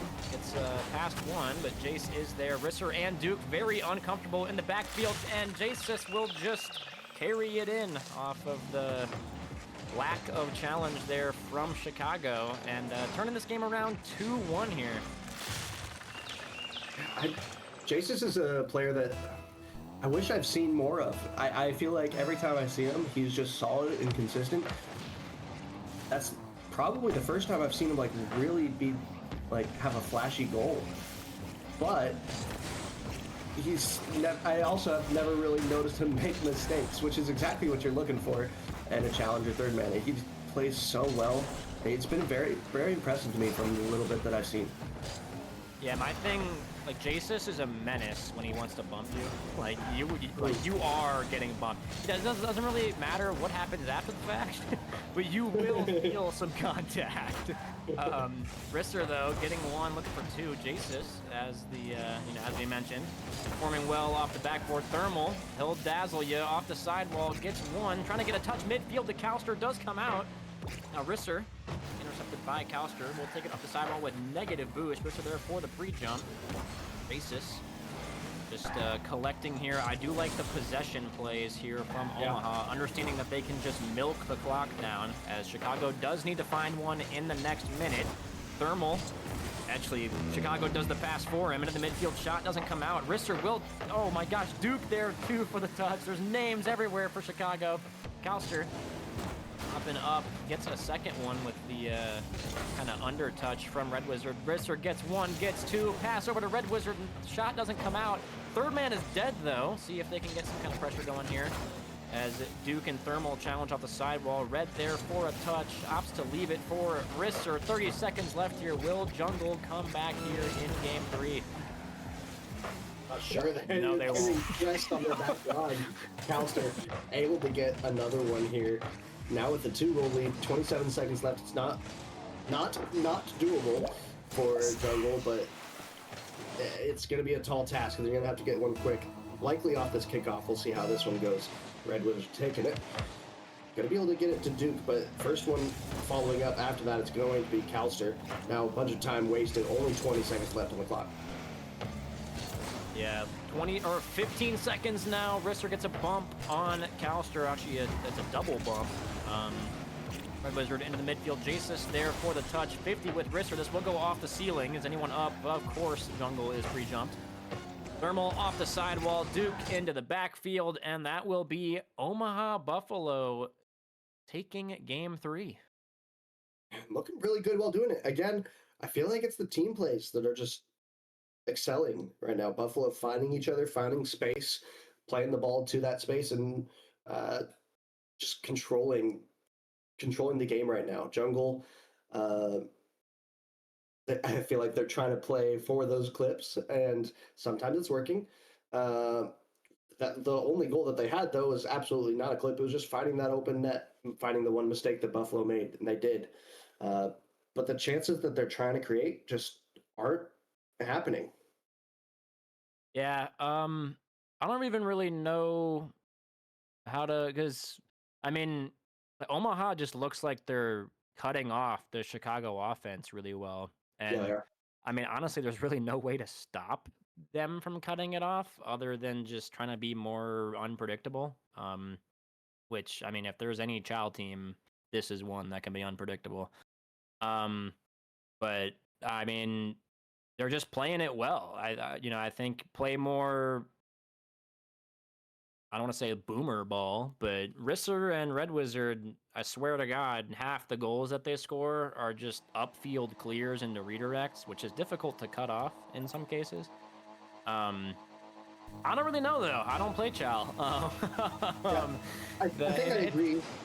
Because Buffalo is committing multiple players to offenses, playing those infield plays, when you can get it off of them, banged balls can be a little bit more effective. because there's only that one player back. They have to play it well. In order for that to work, though, those bang balls have to be really well done, and that one is Risser able to find an opening here. Again, Buffalo committing two to it. Duke with a great touch, just dunking out that player. I don't even know how he was ready for that. I don't know. But Jungle grabbing a much-needed goal here. 1-0, plenty of time left. I feel like every time I cast a series, there's always a lot of early goals. Duke and Red Wizard, a little bit of a double commit. Kind of works out, though. Calster getting bumped. I will say, if they can keep the bumps on Calster, Calster is performing phenomenally here for Omaha, putting up prime LeBron numbers, as I say. So if they can take him off the field as much as possible, that would help them immensely. But Red Wizard popping it out. Calster down to Jasis, and that's once again an easy passing play. Performed well by Omaha. It's every play that they have right now. All the infields. Risser, I think, might have bumped Duke out of that one. I think he might have had the save. What happened? Yeah, 1-1 here. Omaha, I will say, they do like their comebacks. They're pretty consistent with them. But Basis getting one, getting two off the ceiling. Thermal there for the shot. Will not come out. Risser popping it. Calster there for the touch. Gets one, gets two. Chicago boost. Very low. Thermal getting one. Oh my god, what a cut here. I think that was Risser. It was. Duke flopping around, using splash in the Chicago net. Calster off the sidewall. Excuse me, Thermal challenging. Thermal, oh my god, the teardrop pass from Thermal down. Oh my god, Duke with the save. Chicago defense needs to lock in here as they are facing numerous shots here from Omaha. Risser 50'd into the midfield off the corner. Duke will challenge that. 50 count. What a pinch. Thermal Calster pinch. This is almost on target, just wide right. Now Duke with the bump on Jasis. Risser gets one touch off the sidewall. This will go off ceiling. Thermal dropping down. Duke there for the intercept. This will go midfield. Risser, I think, pre-jumped it. He did. Calster and Thermal pushing up here for Omaha. In the corner. 50. Now Duke gets bumped out. Chicago can't get a play work up. Risser, the clear up to Calster, excuse me, for the intercept. Red Wizard gets one, tries to get two. Thermal there for the cutoff. Risser bumping Jasis. Potential opening in the backfield here for Chicago to abuse. Risser, everyone up for Chicago. Somehow that goes in. I don't know any more than you do, Clash. Yeah, I mean, Red Wizard found that bang that we were talking about before. That just caught that last man awkward. Jasis not able to read it, and just kind of falls in front of the net so dangerously that it was just so free for Jungle. Calster gonna try to respond quick, but instantly met by Red Wizard. Jasis putting it forward up to Calster. Now Calster up to Thermal, well intercepted by Jungle. Calster not gonna be able to make contact with that one. This could be a shot on target, but not quite on. Risser now with some control, able to beat one, but flip reset is not able to beat Jasis. Thermal up to Calster. Calster intercepted by Red Wizard. Now Duke into the middle for Red Wizard. Good touch, but not quite on target. Thermal has some time here, is able to beat one. Red Wizard up for that one. Is anyone there for Buffalo? There is one. Calster able to play it high. Miss coming out on the back line, but no one quite ready to respond for Buffalo. We'll say the follow-up saves from Chicago are coming in clutch here. The first man usually just ends up jumping to try to get a read, and then it doesn't work out. One immediately cuts to get it. So communication seems to be working pretty well here. Duke trying to get the pass down. Risser gets one up. Red Wizard will get the 50. Potential opportunity here for Jasis as he does dunk the... Oh my gosh. Dunk the ball over Risser into the midfield. Almost a beautiful pass into a shot, but no one was there for Omaha. Risser gets bumped. Will not be able to follow the aerial. Somehow gets a reset off the ceiling. Duke gets one, looking for two. I do want to see Duke be more active on ball. The last two games, he's been pretty passive. I think he just needs to make a decision and stick with it, but especially with how viciously Omaha has been cutting. Basis, though, oh my, almost does a repeat goal the exact same way we saw 2 games ago. 45 seconds left, though. Omaha does need to come back, but they have done it numerous times. Yeah, and with only 35 seconds left, now Omaha's going to have to press. They would love to put this on the match point. It'd be super helpful for them, but otherwise we're looking at a tied series here. Red Wizard trying to waste some time getting this one upfield. Only as far as Jasus now on low boost, forcing it out for Kalster. Kalster maybe pre-jumping thermal. Oh, it doesn't quite make I wanted that contact. to work so bad, and I'm not even rooting for. That looked like such a good setup, but it just didn't quite make it.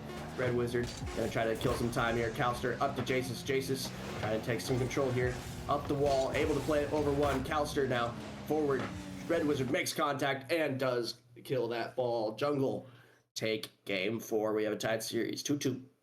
Yeah, a lot of momentum coming in here. I mean, a much needed win. Once again, I don't know if Risser left or if my scoreboard is just bugged, but It's bugged. It's bugged. Oh, awesome. That's so cool. But yeah, I mean, pretty well balanced series, just kind of back and forth action. I think that's how it's been though. Or no, did Omaha win 2 in a row? I don't even remember how it went. I think Omaha won the middle too, but yeah, I mean, a lot of back and forth strategy changes. I mean, I did like the more boomer ball or at least like aerial aspect of jungle that game. And really just, I mean, the defense was much better. But honestly, overall, lower shots from both teams, which is interesting to see. Yeah, more midfield presence. Just these people are distracting me with their chats right now. More midfield presence, not as many opportunities. But Jungle were able to find a few. There was also that one that was just from a long range bang. I mean, able to find those opportunities was Jungle that game. Buffalo still trying to hit those team plays over and over. We saw that pre-jump pass attempt right at the end to end it. It would have been so beautiful, and it looked so well set up, just barely didn't make it. My goodness, that thing went flying off the kickoff. This might be an early goal. It is. Red Wizard able to read it. Yeah, this is, I mean, another early goal coming out from Chicago. They needed it last game. They only won by 1 goal. And being able to assert that dominance, 5 seconds in, is pretty good. They just put them on their heels immediately. Omaha did lose a lot of their momentum with that last loss, as you know, no more match point off of the 4th game. So we'll see how they behave here with that momentum switch. But Duke slamming it off the sidewall. Jasus gets 1, doesn't get the second. Thermal does, but it's off the post. That was such a loud ring out. Risser over to Red Wizard. What a save from Jasus. Jasus is performing out of his mind, honestly. I mean, Kalster, I would say the first 2 games was easily the top. But, I mean, Jasus's numbers for a third-man Chow player are out of this world. I've been very impressed with Jasus all series. Like, I think Kalster probably has had overall a slightly better series, but he's also expected to. He's about 200 salary higher than Jasus. He should be proud, all things considered. Yeah, maybe about 150. I might be exaggerating with 200. But either way, Jasus well overperforming his salary right now, playing so well. Thermal gonna try to get a 50 here, doesn't quite make contact. This could be a chance for Jungle. Not gonna be on target. Is Duke's shot. Risser, 15 middle. Kalster able to get it clear. I feel like that should have been a goal for Jungle, but no one was quite able to get the ball on target. Yeah, they did have a pretty spread out offense. I will say I am a big fan of Duke's ego in this game specifically. Like it just seems like he wants to make a decision and he sticks with it. I think the first couple games he was really unsure of himself, and because of he was very sure of that his rotation line there too. He hates Risser, guys. But I mean, I've noticed I guess plot development or character development with him in this series, as he's not getting kind of cut off as much by Omaha because he's actually moving the ball around like so. Off the corner, Red Wizard will follow it up. Risser went off the sidewall. Unfortunately, can't get a good read out. Where did he come from? Risser off the sidewall into the midfield. 50 with Kalster straight down. Jasus will beat out Jungle. Duke Gets it past one. No one is back here for Omaha as Thermal does get bumped out by Risser, but he is able to regroup it for a touch. Red Wizard over to Risser unintentionally, but it works out midfield. And I mean, Chicago's offense, just honestly, transition game has increased tenfold since the last two. Yeah, absolutely. But Omaha, they're trying to get this thing going right now. They're just running into a wall in jungle. Red Wizard probably gonna play off a fake. Yep, absolutely. Just waiting in the midfield there. From our perspective, being on Red Wizard here, it was so obvious. But from that defensive perspective, you have to respect Wizard's potential touch. But that was just the perfect time to fake. There was no way that Red Wizard was making that shot. Not at this level. 2-0 now for jungle. Yeah, I mean, those are the ideal offensive plays. Just put your opposition in a stage where no matter what they do, it's incorrect. Yeah. And it's forced, which is even better. 50 coming out off the jungle backboard. 50 with Risser, Kauster showing off the mechs. Is this on target? It is just high. Red Wizard gets one, tries to get two, booming downfield, but does not come out. Gets a nice bump on Kauster. Exactly what they want to see here for the defensive clear. Minute and a half. Omaha does need to score two. What a pinch. Coming out, cross field. Thermal banging it. Risser there for the intercept. Jasus extremely awkward. Risser pass over to Red Wizard with the pre-flip. Doesn't come out, but Kauster gets annihilated in the process. Is able to get the touch off of the wall rebound, though. And a minute 15 here. Omaha needs some serious offensive aggression. And they have a little space here. Kauster might be able to get there first. No, Duke just barely able to get that one in time. Jasus makes this one high over Duke. The gas piece in midfield was crazy. Thank you, dude. No, Risser gonna buy some time with a little bit of a musty. Duke going for a bit of a pre-jump.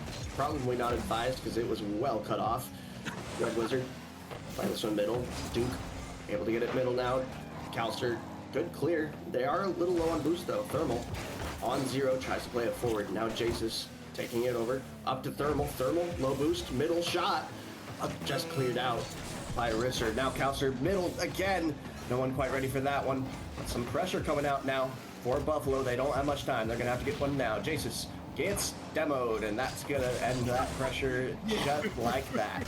The amount of times we have been like prophetic this series in the most perfect way. It's not even really caster cursing, it's just hilarious. Yeah, I mean, this is exactly what jungle needed. I mean, honestly, like, get them go. Just the confidence coming out. I think like you can probably hear it in my voice. It's just exciting. But they just look, this is the usual kind of attitude that they bring. Just they make quick decisions, hope it works out, and if it does, it does. The transition defense was great. Omaha kind of matching their offensive capabilities of last game, but I mean, really, it was just the second saves every single time that kind of screwed them over. Also, Kauster, my favorite monster drink is the all green can, like not the normal one, but like the green one. You know what I'm talking about? I know what you're talking about. I don't even know what flavors they are. It's like a Gatorade thing. You just call it blue. Like a sour apple type thing or something like that. Yeah, it's good. Yeah, it is pretty good. I think I'm just gonna go classic. I don't know, but I don't like having it very often because it's so sugary. It is. It tastes like processed. It's not even like a thing you can explain. It tastes artificial sweeteners taste so good. It tastes like. Anyway, we're back here, Chicago. Also, Peach Kauster, you're a freak for that. That's a little interesting. Yeah, that's crazy. Speaking of almost crazy, Duke, almost a little peek off the backboard, but over to Thermal for the shot. It is on. That's, I think, the second post-in shot that Thermal has scored this series. But Omaha surprising with a little early goal here, matching the Chicago style the last two games. Yeah, we'll see. They are on match point now, Jungle. So we'll see if they can close this out. Hopefully they can. You know, I said in 6. You said in 7s, 7. So we'll see if either one of those come to fruition. But Jungle needs to start early now because they do need to come back here. 50 with Duke and Jason into the midfield. Risser popping off the sidewall. Thermal tough read does get it. Red Wizard off of the double commit from Omaha has a little bit of time. Great bang out from Calster. Risser can't get the touch. Red Wizard also cannot. Thermal putting it on. Sent back out by Duke, or maybe over to Red, but Calster gets one pre-jumped by Duke. Nice ego there. Off the side wall. Calster with the shot. That is a great angle. Risser there for the save, but Thermal can't get the read. Jasus up off the side wall, or corner, whatever you want to call that area. Duke gets one over to Risser. The pop upfield. Jasus gets one bumped out by Duke. Will not get a follow-up. Great touch. Intercepted by Calster, though. Red Wizard with a wild goal line diving save. Now, Big 50 going back. Calster's going to have to take some time on this one. Red Wizard doesn't have boost. Calster just goes missing here. It's a little awkward for him now.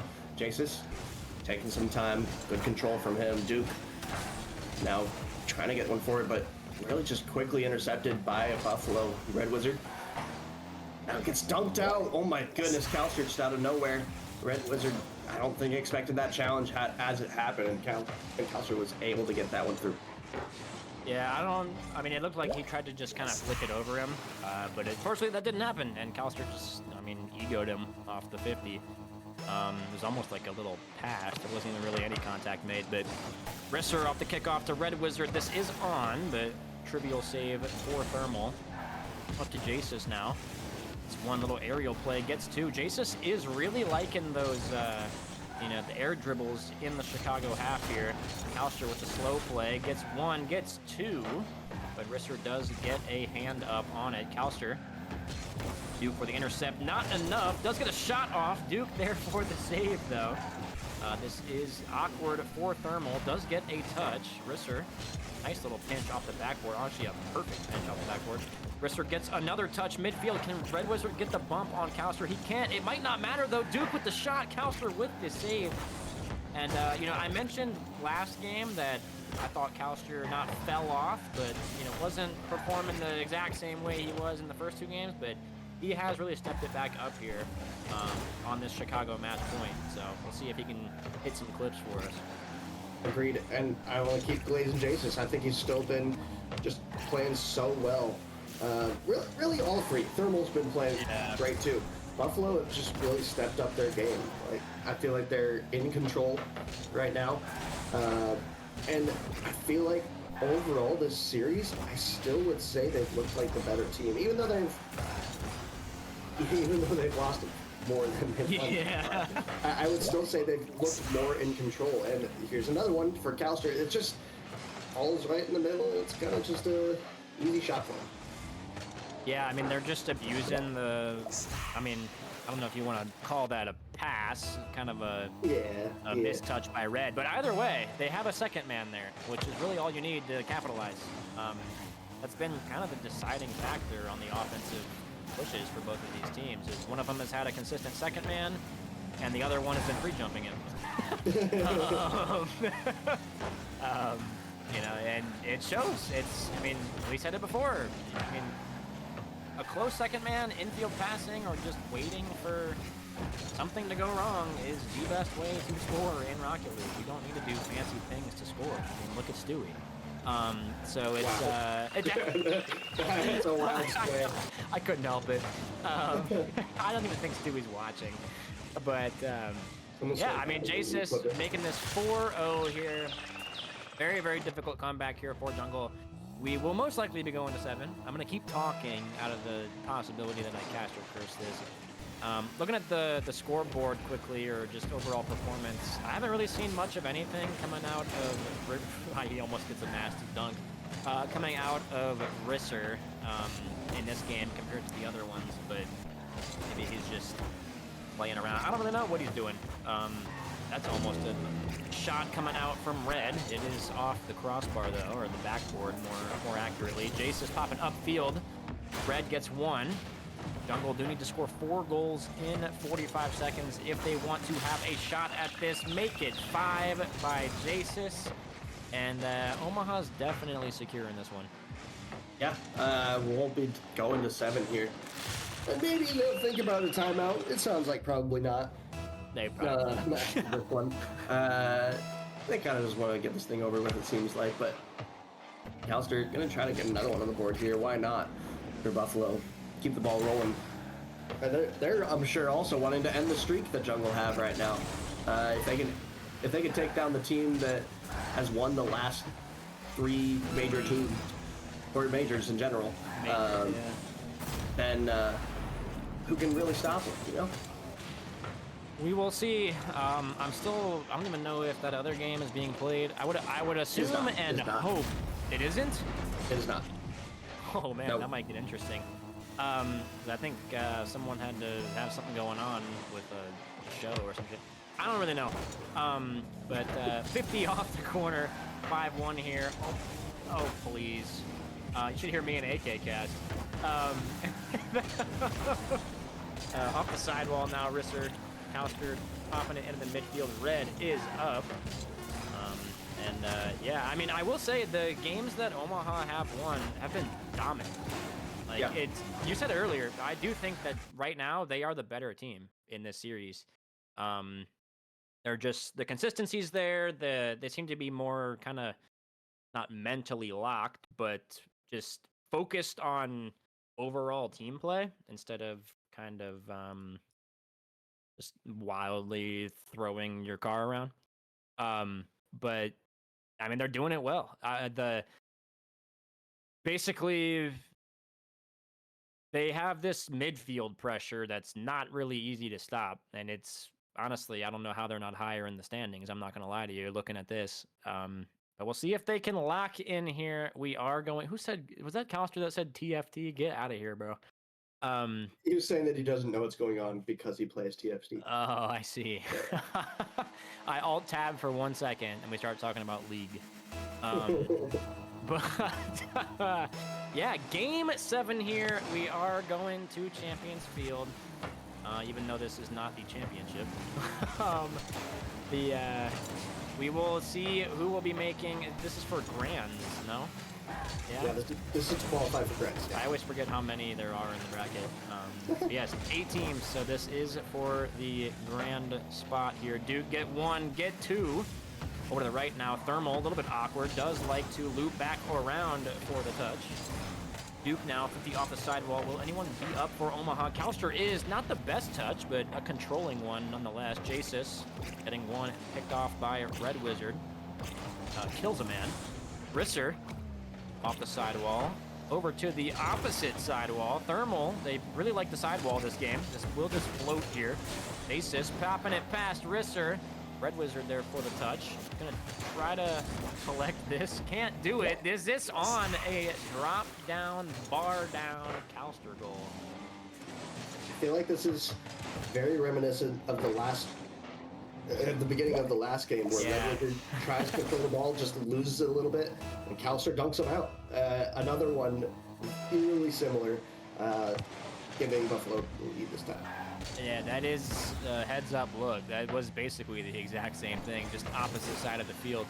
But yeah, 1-0 here for Omaha, looking very, very dominant. Even though historically I guess early game has been kind of Chicago's court. Turning the script here. Red getting 2, 50 off the sidewall. Omaha a little bit awkward, but Thermal does get a touch. Calster off the sidewall, looking for a bump, doesn't come out. Risser, 50 to upfield, Jasis. There's the cutoff. Red upfield to Duke, over to Risser. This is the team play that Chicago has needed, but unfortunately no looks will come out of it. Red Wizard popping it over Jasis. Calster, nice follow-up second man there. Jasis getting turtle carried around the field here. Red, 50 into the midfield. Jasis gets 1. Looking for a bump onto Risser, but it doesn't come out. Risser doesn't get the double tap. Could be a fake opportunity here, though. Red Wizard off the corner. Calster can't get the touch. Duke gets 1, looking for 2. Does get it. Thermal does go. Just Jasis back. Calster off of the respawn. Red gets 1. It's another off the sidewall. This is high here. Chicago does like these plays. Risser gets one, can't get two. And almost half of this game elapsed here with no goal here for Chicago. Yeah, I would say high-flying balls are going to favor Jungle here. They're going to be more comfortable high in the air. The more grounded it is, I feel like the more it favors Buffalo. So you want to get those high-flying balls as Jungle, but Risser hitting one off the ground here, able to get this one through. Yeah, I think, that's exactly what happened. Thermal thought it was going to bounce, and he pre-jumped it. That was, to be fair, that's a really unfortunate roll for Omaha. But yeah, I mean, the Jungle second man there to slot it, exactly what you need in that situation. Basically what Omaha's been doing the whole series. So you just let him make a mistake, punish him for it. What a save from Red off of really what should have been a sure goal for Thermal. Pretty much an unsavable shot, barring some extreme circumstances, but apparently all that Chicago makes is extreme circumstances on defense. Jasis off of the flick from Duke. He is doing what Red Wizard cannot. Does get another touch. It will be in Red Wizard. I don't really know what he did, Clash. Kind of just Risser with the ball. Yeah, bumps on the back line. The player was trying to force, but there was no one to force for anymore since he was bumped. 2 minutes left. Definitely still time for Omaha here, but they're gonna have to lock in. Yes, a minute 50 here for Omaha. They have been coming back all night. Duke gets one touch. Jasis is there for the shot. Almost a little change-up shot that, oh my You're kidding. God. You... I am so glad we were here to see that. That has to be the wildest angle for a double tap I have ever seen in my life. Off the double post. I was speechless. What do you even say to that? I feel bad. I mean, if they lose by one, I was gonna say now, that would that's got to be brutal. Thermal gonna try to make it up. Playing it forward here. Calster pops it high for Jasis. Jasis might be able to follow it. He's gonna go for a flip reset. Doesn't quite have the flip. Now Thermal decides to lead this one. Dude, trying to kill some time here. 50 out. Red Wizard throw it first, plays it forward. Thermal to the sidewall. Calster takes some control. Not going to have enough control though. He's going to get dunked out. Chases. Tries to get it up forward here. That is almost an opening, but Duke easy clear.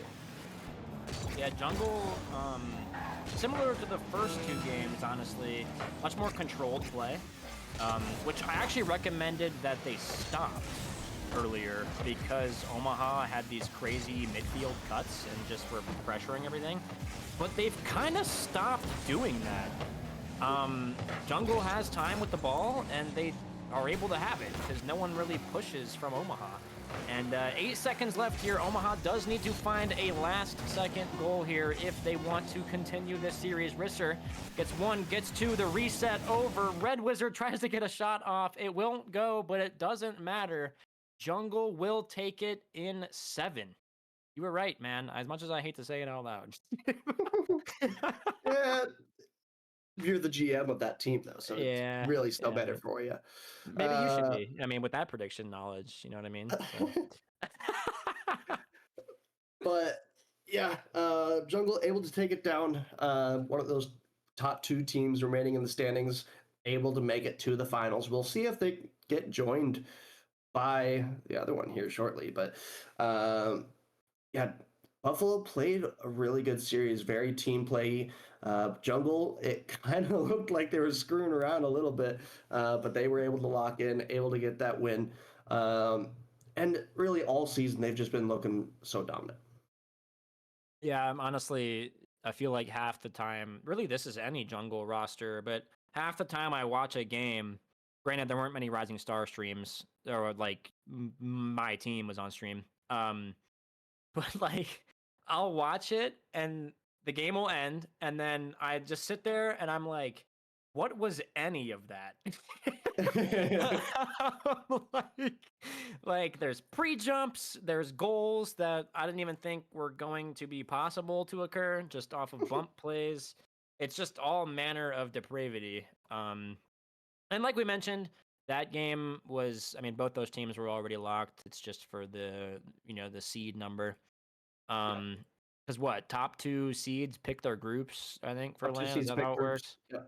Yeah. So So honestly, beyond that, it's even then it's irrelevant. So except for tiebreakers, I mean, beyond top 2 seeds, groups don't matter what seed you are. That being said, original seed does matter very slightly for like a last minute tiebreaker that unfortunately can happen. It's unlikely to happen, but it can happen after groups.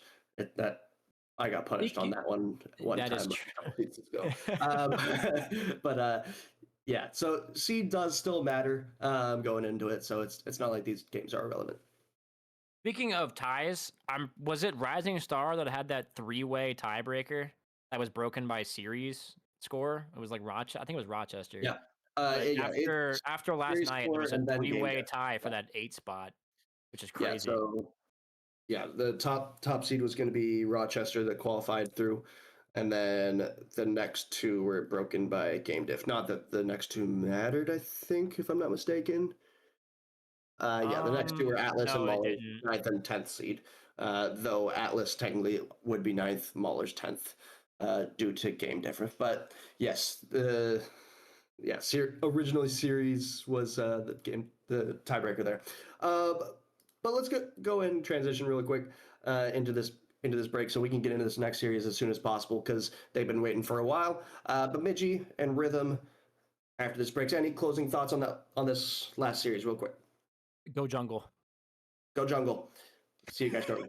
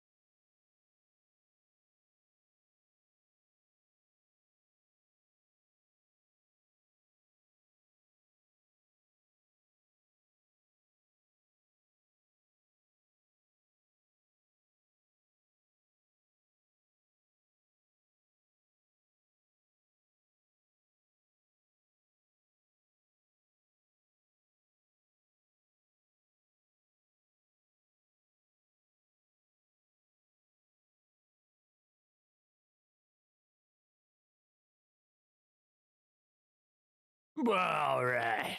Welcome back, ladies and gentlemen. Why Duke, get out of our lobby, bro? We got Rhythm versus Bemidji, the other side of the bracket from that game that we just watched. Bemidji, actually, both of these teams, technically, I guess, sweeping their round one opponents. Rhythm off of a forfeit, and Bemidji just off of sheer will and competence. I don't have Clash with me this time, though. How are we doing, Spalty? Hey man, it's been a while since I've casted here. It's been kind of a busy time for me. I've moved into a new house. I've been helping my parents with like building stuff and revamping the house a little bit. So I haven't had a lot of time to cast. But I mean, despite that, I am here. My team got knocked out, so I got time. Fair. Sucks, but I'll be at LAN regardless. But I'm happy to be here, man. I'm so happy to finally be able to cast, especially with someone as awesome as you, Coop. Oh, quick glazing. I'm just kidding. Keep it coming. But we're not going to hold up too much. This whole bracket's been kind of almost delayed / actually delayed. I don't really know. Predictions. Honestly, I really like this Bemidji team. I've been honestly following Turtle Meat pretty well since I casted a game that he was in MCRL, actually. That time that I Yep. casted for that, he was playing. So I've been following him a lot. I want Bemidji to win. I'm gonna say it's gonna be in 6. I think that's a valid decision to make there. I do think Bemidji does have the upper hand here. They've been better all season. Now this Rochester team did kind of get put together a little past halfway through the season, and obviously have made it as far as they have. Though you did say they did get a forfeit win to make it to the semifinals, but they still made it through that day one, which is very important. Not a lot of teams are able to do that. So they obviously have to be good enough to make it this far regardless. Starting off here, we got Turtle Meat on the ball, 47 boost to make any play here. Does try to beat one, does get a demo on two, but Flip just kind of waiting back as last man there, able to get a dunk on the ball here in Oibu. Going downfield, Flip kind of maybe trying to get a little redirect, but does miss, and Chip getting beat out here. Good speed by Power, able to get a Flip reset on the ball there. Flip able to get there quick, and this Rochester team off the bat is already looking quite fast to the ball. Yeah, I'm not gonna lie. I'm just as surprised as you are. I know Oibu likes to move around a lot. I've played a couple of casual games with him, and half the time I don't even know where he is on the field. He does like to move around. I see was this a full Fez roster that we're seeing? Oh, Power doesn't have one. Fake GM. But yeah, I mean, it's like you said, Rochester coming out here with the early aggression, which I like to see. I mentioned it in the last series on stream, but I like teams that have early aggression. Chicago happens to be one of those. Turtle Meat, the nice save out, kills a man on the side. Oibu is no more. Percy and Chip have been just back and forth the entire season. Chip popping off the post, excuse me. Turtle Meat into the corner, gets one. Power with the little free-flip challenge almost. Percy off the sidewall, gets two, reset, doesn't come out though. Power over to the sidewall, and a minute and a half in, and it's honestly a midfield struggle for both of these teams. Yeah, and you mentioned briefly the kind of like Percy and Chip dynamic that this team has had. And one thing to keep in mind, some people don't know, is Chip and Percy have played a lot of leagues together. They are consistently getting on the same team. And so they kind of have that dynamic that works, and with Turtle Meat being their third, Turtle Meat has done such a good job as a third man and has honestly outperformed his position throughout the entire season, which is what makes this team so deadly.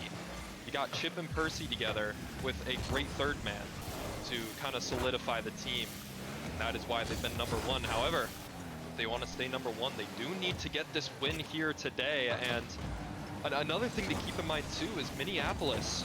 They do need Rochester to lose here. That is true. This is a true. very important game for them in order to make land. And opportunity there from Turtle Meat does get blocked, but you know, we already know who they're praying for in this match. Yeah, I'm pretty sure I looked at it briefly. I don't remember what the consensus was. Oh my god. If that's not a turtle meat goal, I don't know what is. Ladies and gentlemen, the maker of Mickey, and it comes up big here for Bemidji. I will say that went a lot longer than I thought it would without a goal from one of these rosters. Yeah, I'm pretty sure if Rochester and Minneapolis are both fighting for that 8th spot, and I think if Rochester loses, they're out. Correct. And also, you mentioned that first week Swiss. That's huge. I actually really like the Swiss setup for Rising Star and Chow. What a pinch goal from Power, 1-1 here. It's more interesting. I think it's more fair. Like, that Rising Star Swiss bracket was probably the most balanced score lines I've ever seen in a tournament. The stream was like 5 hours, or like 6 hours. It was insane. I like it, and additionally, only 8 teams make week 2, which I just think is more of a testament to like a LAN qualification, because it's the exact same scenario basically. So I just think it fits more, but I also just like to watch more Rocket League. But having said that, people do play it for like 5 hours straight, and it's quite a time. Yeah, and that's the thing about Swiss, is that it is almost very similar to LAN in the fact that it's a lot of games to be played. You know, if you don't go out and win that 3-0, you're going to be playing 4 or 5 matches in a row, which is a lot. Like, oftentimes more games than you'll be playing in a row at LAN. So, I mean, it really just does show a big part of that is endurance, and whatever teams have good endurance tend to also do well at LAN. But regardless here, minute left on the clock, 1-1. Percy gonna cut that one off. Duke finally leaves the game. Took him long enough. Great. That is great. Oh my goodness, he was just here watching. I don't know what was up with him, but he's not locked in, I guess. Yeah, he always steps away to like eat or do literally anything after games. Chip, though, I was waiting to see it. It took him long enough to score. Okay, Duke has officially left the party, ladies and gentlemen. He is out of here. Yeah, Oibu gets a touch, but with the amount of boost that he had being 0, the Fez was not enough. And an Oibu fly, not with 0 boost for sure. Does get one midfield though, over to Power. Power with the shot. Does not. Oh Goodness. Go in. That's a beauty of a play. I think that was Power down. Yeah, Power off of the. Oh my god. Yeah, I saw Oibu's touch there, and Yeah, I almost thought like that was not the greatest touch, putting it backward to where an opponent already was, but it was kind of hard from our perspective to see that Power was just kind of lingering there, able to get a touchdown, and it's a beautiful kind of play. And oh, misplay by Power here. I was going to give this Rochester team props. It's kind of similar with the, Power and Oibu having played together last season. I didn't even think about understand. That. Yeah, they kind of understand how they play. And that's the funny thing, is a lot of teams, challenger teams this season are pretty similar, and they're like, Jungle has Risser and Red Wizard. Literally 2/3. Yeah. This team, Oibu and Power. Obviously Chip and Percy not from last season, but just the fact that they played so many leagues together. There's so many duos playing together. And here, third man leaking up a little too far. Oibu taking advantage of that, and I'm not entirely sure what was up with that little miscommunication. Percy not going for the ball, turtle me up too far, but we have a game here. Yeah, I mean, comebacks from both sides, just this kind of aggression turns. Like you said, with the rosters matching up pretty similarly, I do think the biggest component to that is the long trade window. It lets teams really plan a lot instead of like having to plan outside of things going down and then make emergency decisions that only last a week, basically, or like the window was only 1 week. So the trade window was like a month almost, which I actually liked. Granted, I wasn't the GM in the old style, but I definitely thought it was more interesting to have a lot more opportunity to make changes. But here in OT Game 1, which I'm not gonna lie, I didn't expect the first game of the series to go into overtime, but I am not complaining.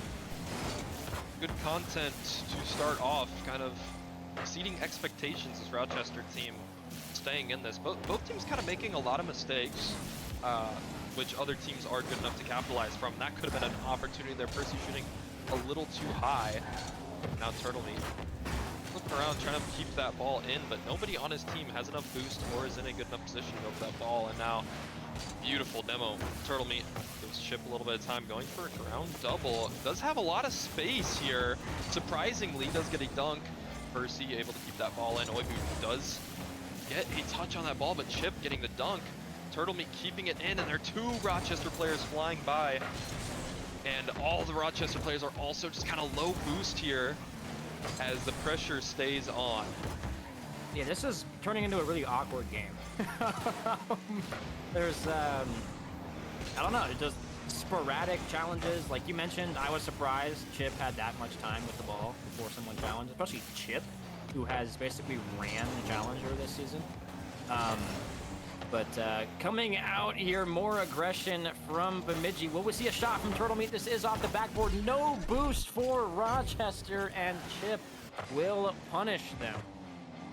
That's what it came down to, was just the stealing of boost, the pressure staying on. Finally, you know, you don't have to constantly put shots completely on target, but as long as you're keeping pressure and stealing boost, you're going to get a goal eventually. And that's exactly what happened here. Bemidji doing well enough at that, and you could see Turtle Meat and Chip on the top of those leaderboards by quite a lot. Yeah, like I said, dude, Turtle Meat, you know, obviously you mentioned MCRL, that's my own collegiate league, com there. Yeah, there's the plug. All right. No, but Wow. W shameless plug. But no, Turtle Meat did play for that league, and I'm sure he will still be playing. He was in a lower division because he did have really low teammates on his team. That is true. However, he was able to bring them to LAN and perform quite decently himself. And he's kind of been on the up since then as well. He's gotten better since that point, quite a bit. Even getting a new peak of, I believe it was like 1790 or 1780 he got. That's actually insane. So he's very, like I said, he's a very underrated player. Definitely very good for his sal, very good for his spot. Able to show it here, and we'll see if they can kind of continue that. But Rhythm keeping it really close. Yeah, I mean, it doesn't really get much closer than that, except for a slightly longer overtime. I mean, I don't even think either team did anything wrong in that game. It was obviously well-matched enough to go to OT. The goals that were scored from both were kind of like 50-50 on, was it a defensive thing, or was the offense just really, oh my god. Okay. It's an interesting, but I liked it. Challenge from Chip off the ceiling. Pops it off the backboard here. Turtle Meat up, gets one. Can't get the follow-up though, Oibu.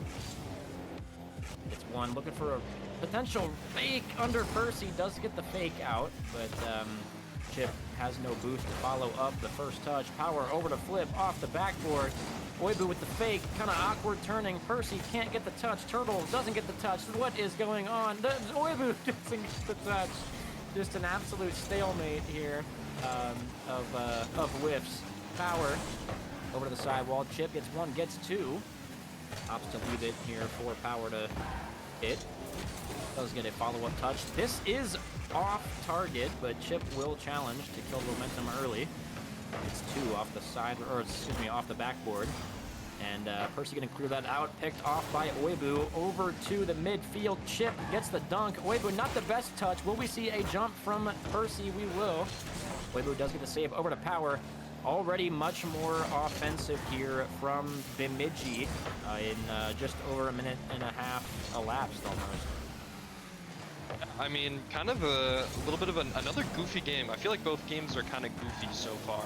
Some weird plays happening, but regardless, both teams have been able to take advantage of some opportunities so far, which is kind of what it comes down to. Is, you know, at this level of play, while it is, you know, obviously better than Rising Star, there's still mistakes that happen. And it's really up to just like how can you take advantage of every single situation, every single mistake that happens, and that's what the best teams in this tier tend to do. And see if they can kind of continue that. 3 minutes on the clock. Turtle Meat trying to get one middle.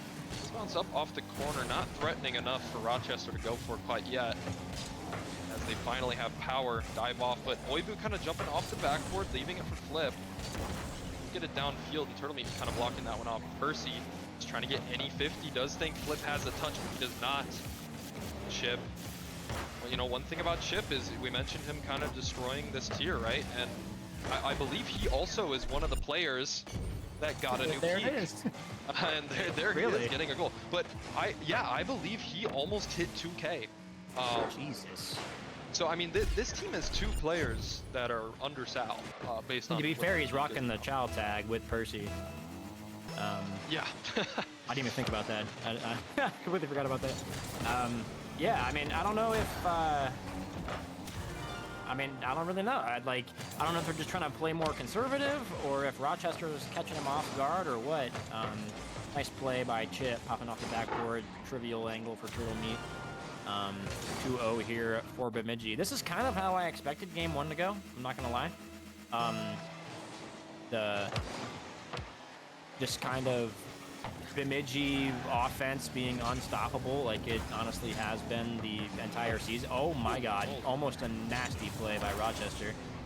Turtle Meat, the pinch angle into the. Oh my God! What an angle! That's a lot tougher than it looks, and Chip makes it look very easy off the pinch pad. I don't even know what to call that from Turtle. Yeah, I can't remember if, because I'm trying to think of draft. I believe Chip was one person I was actually looking into getting. And I believe I actually had the pick before Bemidji did. So I could have gotten Chip Oh man! and Percy. Which sucks looking back. I remember looking at, when I was looking through replays, because I obviously looked at every single player through a bunch of replays, seeing how they played. And one thing My is, God. there was a replay by Chip, saved by him, that was like really laggy. And I thought to myself, I don't really trust if it was his replay, you know, his internet to be good through Yeah. the season, and that's the only reason I picked, you know, anyone over him. Yeah. Was because of his Wi-Fi, which ended up not even being an issue, I believe. So I'm not sure what happened there. If it is, he's really good at hiding it. Yeah. Yeah, if it's an issue, he should have gone Prem. But the Rochester, I was gonna say needs to find an answer. They do. We'll see if they can find 3 more, but this is a good start to the momentum shift. The pass from Oibu, very, very good bump. Didn't really do a whole lot, but messed up Chip enough where he is not able to get that touch that he would normally not have any problems with. But yeah, Rochester, the little fake kickoff strat, Chip does realize it. Chips it over to the corner. Pass down to Oibu. I'm so sorry. Even the like suppressed laugh. Actually, I'm not sorry. Who am I kidding? Oibu. Yeah, you're the backboard. Yeah, exactly. All right. Oh my God. This is worse than a Stewie and I stream. The only thing we're missing is the fake cameras. Oh my God. Okay, I would have parade down Main Street if that went. Flip gets a touch into the corner. Percy there for the intercept. Oibu gets a 50, but is not enough. 45 seconds here. Rochester needs 3 goals if they want to make this dream of conquering Game 2 a reality. Kind of a complete 180 here from Game 1 with that long overtime. Oh, I mean, not super long, but, you know, 2-minute overtimes. And into this, I don't want to say Bemidji domination, but Chip just got a musty flick for 3 and popped it over 2 of them. So they're looking up. That's what he does, man. I've played him in another league before, and he wasn't there on the top team as well. My team was second, I believe. So like I faced him. I know him well enough from that. He's been pretty good for a very long time. I assume after this season he will be getting the respect he deserves on the salary. He will. You being the You're head talking of to the source. Yeah. He'll get a little bit of respect there this next season based off of his domination. Regardless of if they win LAN or not, I don't see a reason he will not be going up. But 4-1, dominant game here. Percy again, kind of on the bottom of the leaderboard, not doing a lot, but also not doing anything inherently bad, which is really all you need to do. When you have Chip on your team, kind of just like Yeah. putting work in, right? You just kind of like, it's the same thing like last season, me, Juxta, Luigi. Like, as long as me and Juxta just didn't make any like bad mistakes, like we just let Luigi cook and it works, right? It's And it's that's kinda what actually these- like eerily similar to this, even like with I don't want to say over or like under Sal, but Luigi under Sal. Yeah. I mean, honestly, it's spitting image And of we this were an Chip oversell Percy team Turtle too, roster. so like Yeah. it is kind of in a similar note. And they're showing why they're as good as they are. 2 more for them to take this series, and Rochester needing to fight here in order to stay in it and make LAN. Yeah, I mean, I will say, if Bemidji, maybe caster cursing here. Honestly, I hope so. I like longer series. If Bemidji can make it 2 grands without dropping a game in playoffs, it would be insane for Jungle to see and have to play against. But it is game 3 here. I don't know if I know a little bit ago our overlay was a little busted, but it is 2-0 in favor of Bemidji. Percy and Turtle Meat trying to make it 3-0 with this early goal. 15 seconds in, 1-0 is what you like to see if you are Bemidji. Yeah, good start for them. It's like becoming increasingly harder for Rochester to win this as they keep getting scored on, especially this early as they keep losing games. Mental starts to get a little worse, and I know Power usually is pretty good about his mental. I don't know much about Flip or Oibu and their mentals, but it's harder and harder. Even if your mental's good, you kind of have that thought in the back of your head that, you know, oh gosh, we're down 2-0. We're just scored on almost twice there already. Like, it's hard to come back from. So we'll see what these guys can kind of continue doing here. 4 minutes, 10 seconds on the clock. Percy, keep that ball in. Chip, you kind of get a weird double out of the side there, but Percy in too awkward of a scenario here. And Oibu and Bauer kind of have a little bit of fun in the corner there as Percy keep that one on. Flip does miss. Percy also misses though, which gives Power enough time to get less awkward here. And no offense really from this Rochester team besides that potential opportunity there. Yeah, they have been really quiet. Honestly, ever since that first game was the last time that I really saw them be aggressive and confident. I think confidence is the biggest thing.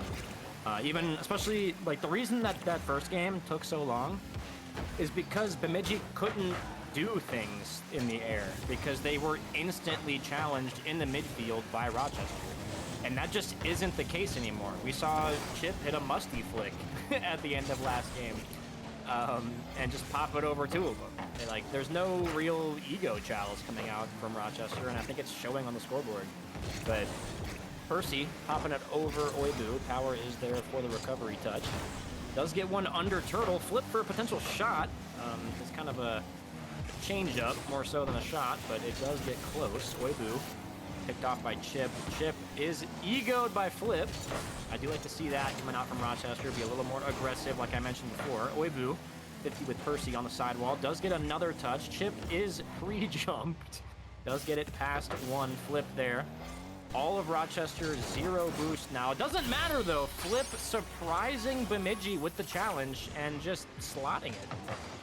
I think these guys are they're in the stream because they heard us say no real offense, no real challenges. It was an instant switch. And immediately after, they start shooting on net over and over again. Finally kind of seeing a glimpse of hope here. They do need to make another one happen though, and they can't get scored on like this. Someone needs to be challenging that ball and cutting Turtle off of this really powerful kickoff. Great challenge, and yeah, Oibu just going for that boost instead of the ball there does put them down another. But like we said, now that they have this offense going, as long as they don't get scored off kickoff again, they might have a decent Dude, chance. this sounds like the biggest caster curse bait I've ever heard. No, trust me, if you know anything about me casting last season, anytime I literally said anything Caster curse. And every single time. Now, we gotta. power Do you with- have admin? Pause. Yeah, are we able to pause this? You Gray? should be. Gray. Pause. Gray. Pause. Surely. For the roller DC. He called it in chat. What time did he call the roller DC? 208. 208. 208. We'll probably end up putting it back there, I think. Okay, hang on. Yo, Gray, do you have the, Let me see if. Hang on. yeah. Do you have admin perms? Yeah, pause the game. Yeah, we need to and pause the then, game. Put it back to off at 208, take a goal 208. away from, yeah. Yeah, take a goal away from Bemidji. Well, we also have to. Hang on. Get. Yeah, hang on. Well, let me see here. We need to get. Yeah, well, the rule is Power typed it in chat. I believe 208. the rule is it does have to be paused, because he did comment. Who even DC'd? It was I'm Roller? not sure. Someone said Roller. Power's controller disconnected. Oh, controller DC. I Yeah. see. Let's. Alright, I are do we think we good? should take a look at the rules just to make sure that this is. Yeah. true. So the Okay. What are we? Okay, whatever. The rule Because says. I remember some weird stuff about pausing last season. I'm pretty sure. Yeah. So. Here, hang on. I'm gonna pull it up. I have the thing right here. We're gonna. For those of you watching at home, we do have a rule book. Is this AK? Please tell me it's AK. Hi, It is AK. AK. Yeah, this is fine to do, but if it happens again for whatever reason, just stop it as soon as it happens. Don't let it run. Well, I think We're trying to Greyhound was- we're trying to get Gray. To Gray was do it for a bit. yeah, You're fine. AWOL. Just put it back to the time. Make sure you give him a heads up. Make sure you get like a good to go from everybody and do restart from kickoff. Yep. Then I would probably just swap the That's what I casters thought. for the moment. Scene.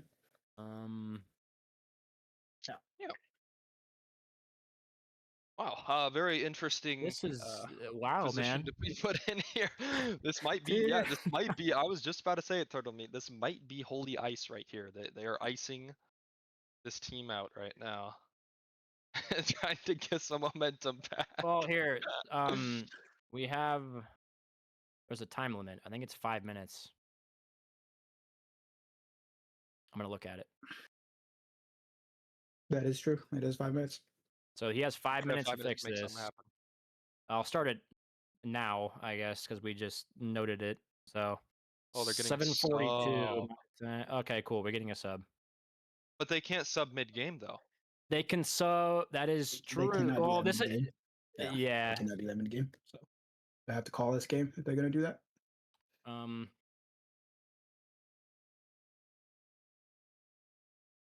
So guys, how you guys doing?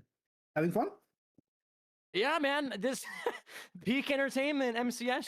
They can 2v3. They can't cannot technically? 2v3. You have to Oh. have a fielded team or an FF. Yeah.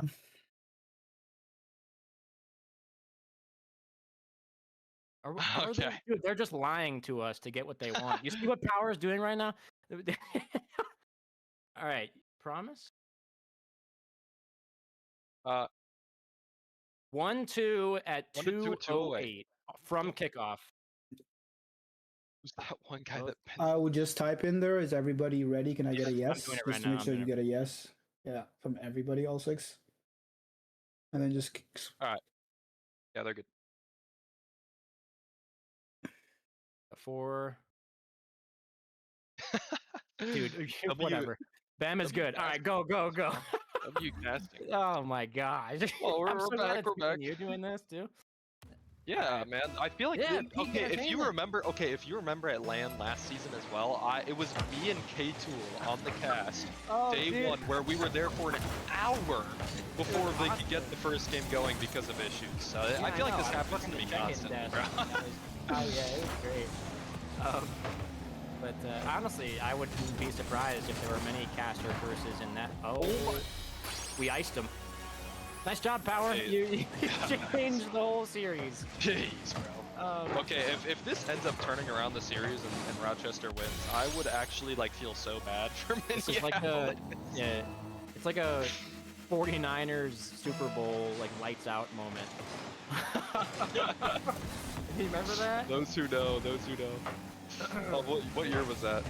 I don't even know. I'm too old, bro.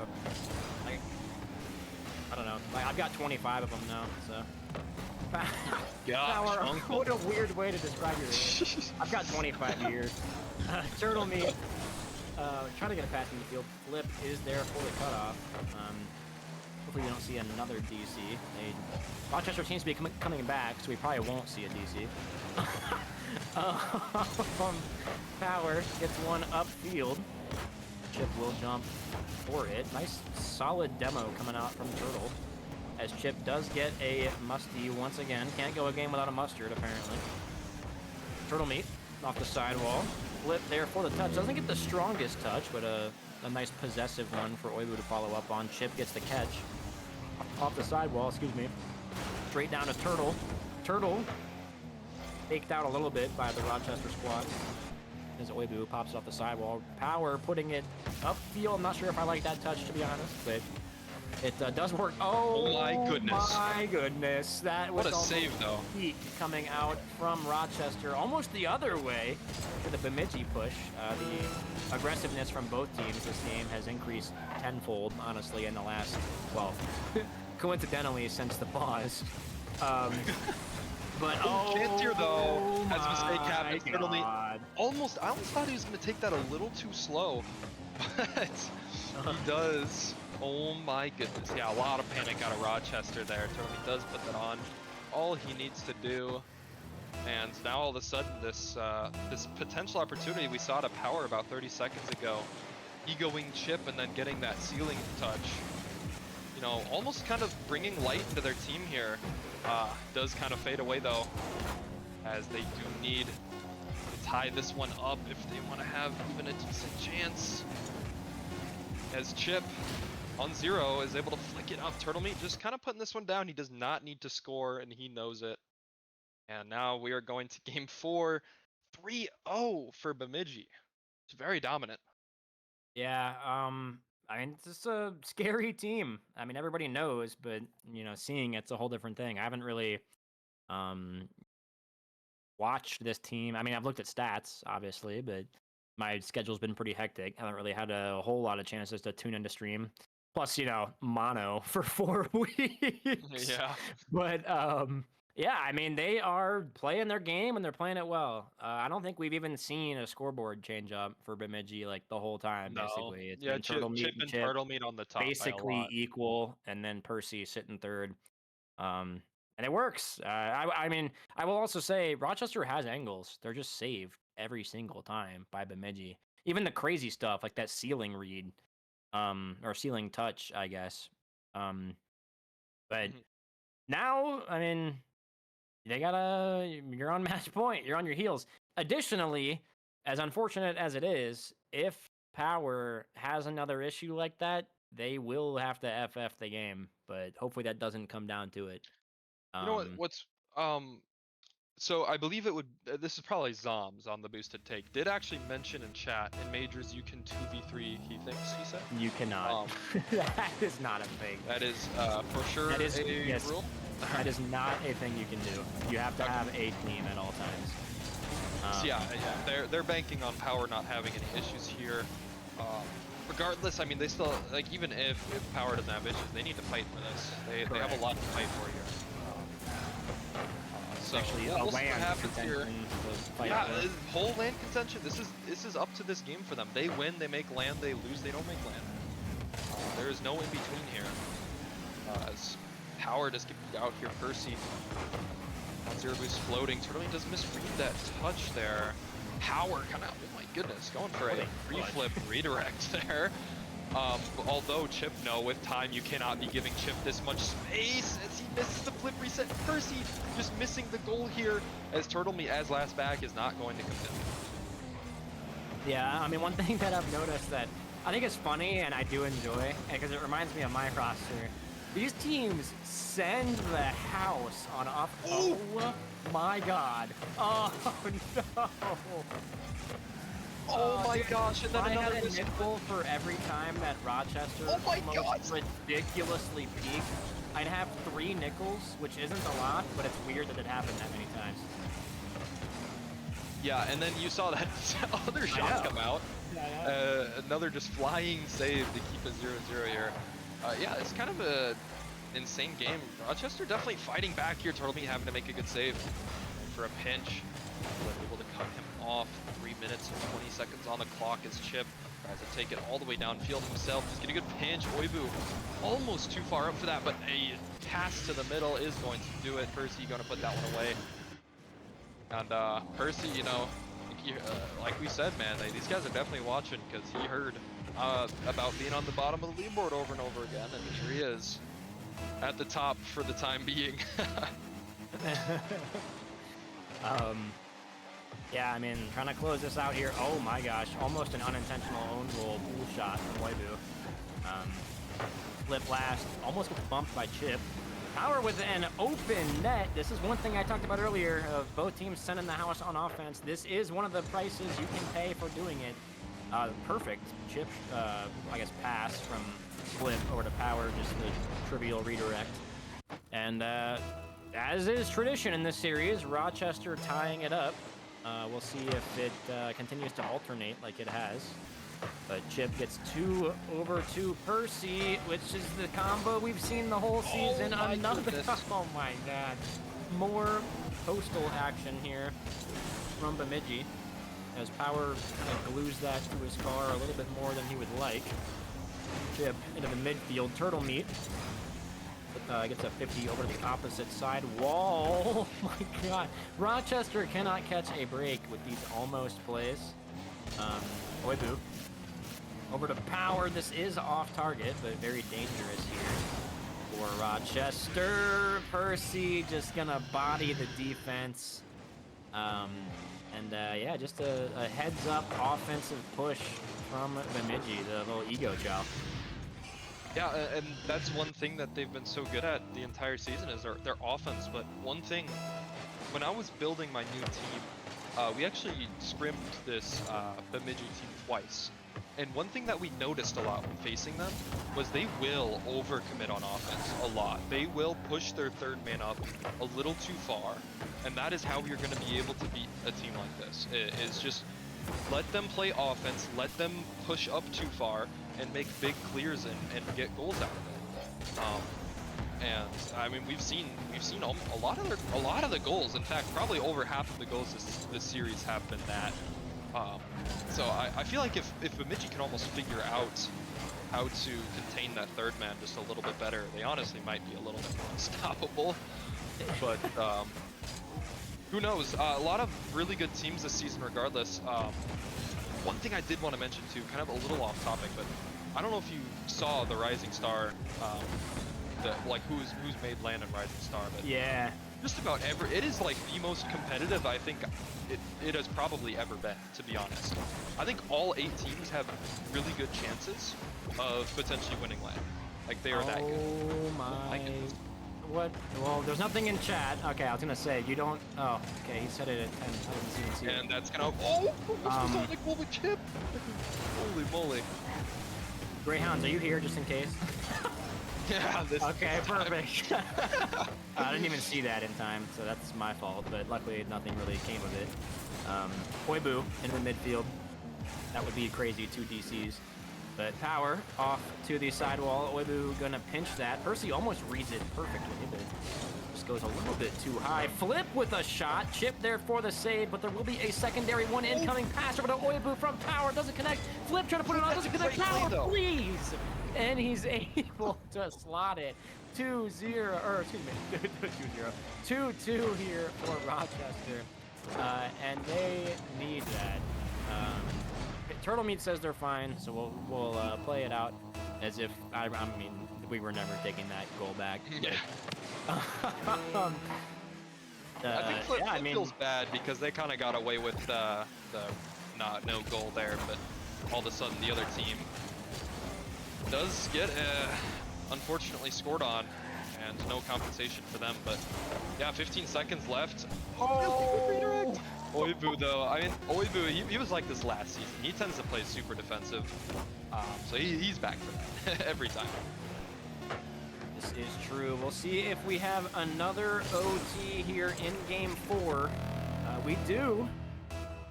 Rochester, this is for all the marbles, the whole jar, ladies and gentlemen. The W Key and Peel sketch, for those that have seen that. Percy trying to get a little solo play. Action doesn't really come out. Chip into the midfield.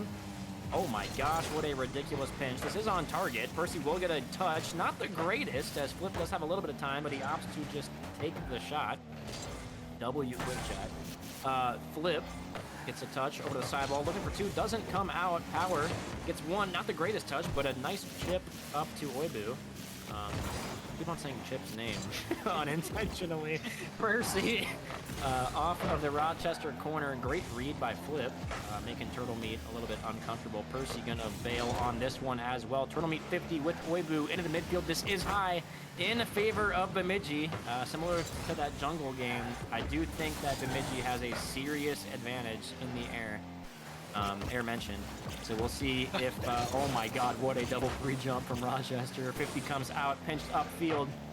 Bemidji has pressure and a little bit of time here. Percy with the 50 over to Chip. Chip off the corner. Will he put one midfield? This is midfield. Turtle Meat up, but Oibu with the clear. Now Power putting one down the long way, trying to get that towards the backboard. No, Percy cuts that off, and now Turtle Meat having to make a diving play here. This could be a goal, and oh my goodness, a beautiful save comes out from Percy, keeping them up, and a good fake comes out too, and Percy making plays here is not going to find the back of the net there though, as Chip and Turtle Meat are playing far back enough. Their third man was positioned well, as if they were not getting scored on there, and now Oibu with time and boost. He's gonna take this one up the wall here. Does backflip though, as Power does keep it almost over flip there. Could have been a goal. Would have been horrible. Would have been a very bad ending to this, but regardless, they do still need to fight here as they're on the back end. Turtle Meat put one down, double, triple tap. Oh my god. One off the back wall, one off the ground. Turtle Meat showing why he is undersal, why he is undervalued, bringing his team to the grand finals. And ending Rochester's career right then and there. Wow, what a play. Yeah, with that, Rochester will be out of land contention, and Minneapolis will be taking that 8 spot. So shout out Eli, I guess. Yeah, kind of a 700 points there, by the way. I know it went away on my screen before I could note it, but yeah, I mean, he showed up. He picked a good game to do it. Yeah. Yeah, I mean, despite the kind of like weird area there where Chip was AFK, they didn't immediately get scored on, but they did lose a lot of pressure and a lot of momentum because of it. They get scored on for it. Despite that, we're able to come back and win that 4th game 4-0 sweep. But every game, I think besides one, I think the second game was the furthest off. I think all the other games were very close 1-goal games that could have gone either way. So despite it being 4-0, Rochester really fought really well that series. Do go home, unfortunately, but yeah, we have our grand finalists. Are you? Is this what we expected? I'm nervous. Probably. It's the same 2 teams from last major to make the grand finals. 2 top teams with both 100 points. I mean, they're the most dominant teams for sure in this tier. We'll see what happens with these 2 teams later. I know you're going to be casting. I believe Clash will be coming back. It'll be me and Clash, yeah. So, but yeah, that'll be it for me. Is there anything you got, Coop, before we go to a pause here? No, it should be fun. The game doesn't actually matter, really. So, not really. The standings are set for these 2. The only thing is, Bemidji. Yeah, so Bemidji right now is locked as first. Okay. We would need to have finished 2 places ahead of them for us to take that. So, it's set. Really, the only thing is, will Chicago win 4 majors in a row? So we will that's see. a big thing. That's a big thing. It's a big match Yes, to sir. watch only because of that. Because that's honestly, that's got to be history for. I think that's a record. There's no way it's not a record. That'd be crazy. Yeah. So yeah, stay tuned for that. I'm gonna head out and appreciate you, Coop, and I'll be there at LAN, even though my Chow team didn't make it. My Rising Star team locked in yesterday and Mine won didn't. Rising Star Major. They were not on. They were not on stream, unfortunately, but they did lock in. They won and made LAN, so I'll be there to cheer them on. I'll also be there to cast Convincingly, and see actually. everybody. Yeah. But yeah, again, thank you, Coop, and we'll go to a break here. Thank you. Peace.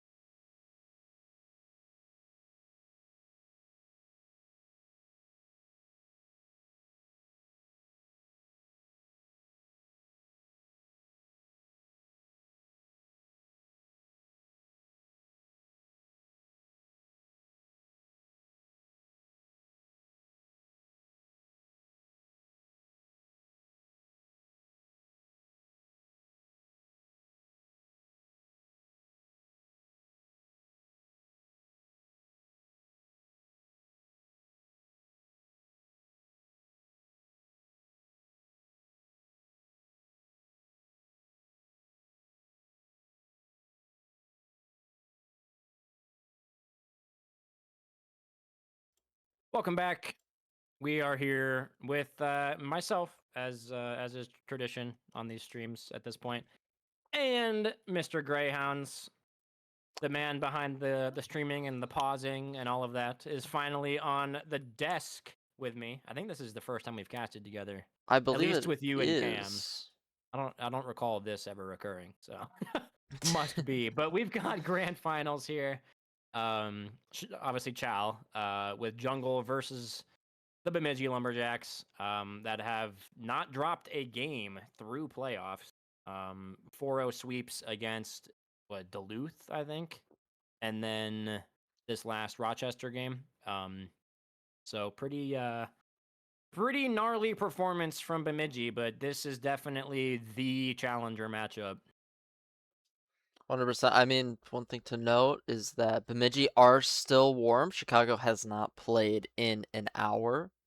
So, I mean, they're coming off a 4-0. They have so much momentum going into this. But I know Coop and Spalty and Clash were all saying this earlier. Chicago has won the past 3 majors going into last season as well, which is just insane. For predictions, I mean, Chicago needs to lock in. All right. That is true. That They was rough. let's be honest here. They did not look like they cared all that much. Granted, they still came off with a win. Bemidji, I know they played Rochester, which some people didn't think was the best matchup. But I mean, it was still a 4-0, pretty dominant. So Yeah. honestly, I think it's gonna be Bemidji, but it's gonna be in 7. What do you think, Coop? I do think this is a longer series for sure. Obviously, and I'm pretty sure this is a repeat of Major 1. I think Clash mentioned that. I'm 90% sure Major 1 was Chicago versus Bemidji, which would be hilarious if that is true. But I do think it will go to 7. I am legally obligated to say Chicago. I don't know. I don't know. It wouldn't surprise me if we see some peak action from both of these teams. Well, we will have to say, I do want to note, last week I was 0 for 5 on my predictions, so Wow. take what I'm saying with a grain of salt. All right. Really bad. All right.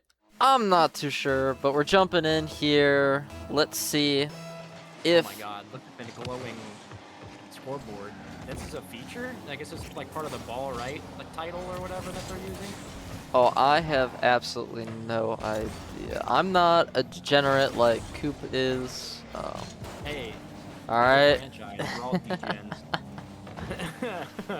But Percy into the offensive corner here. Gets 1, gets 2 over Duke. Red with a 50 off the corner. Duke can't get the touch. Turtle Meat takes the shot, and just an absolute slot here. 25 seconds in from Bemidji.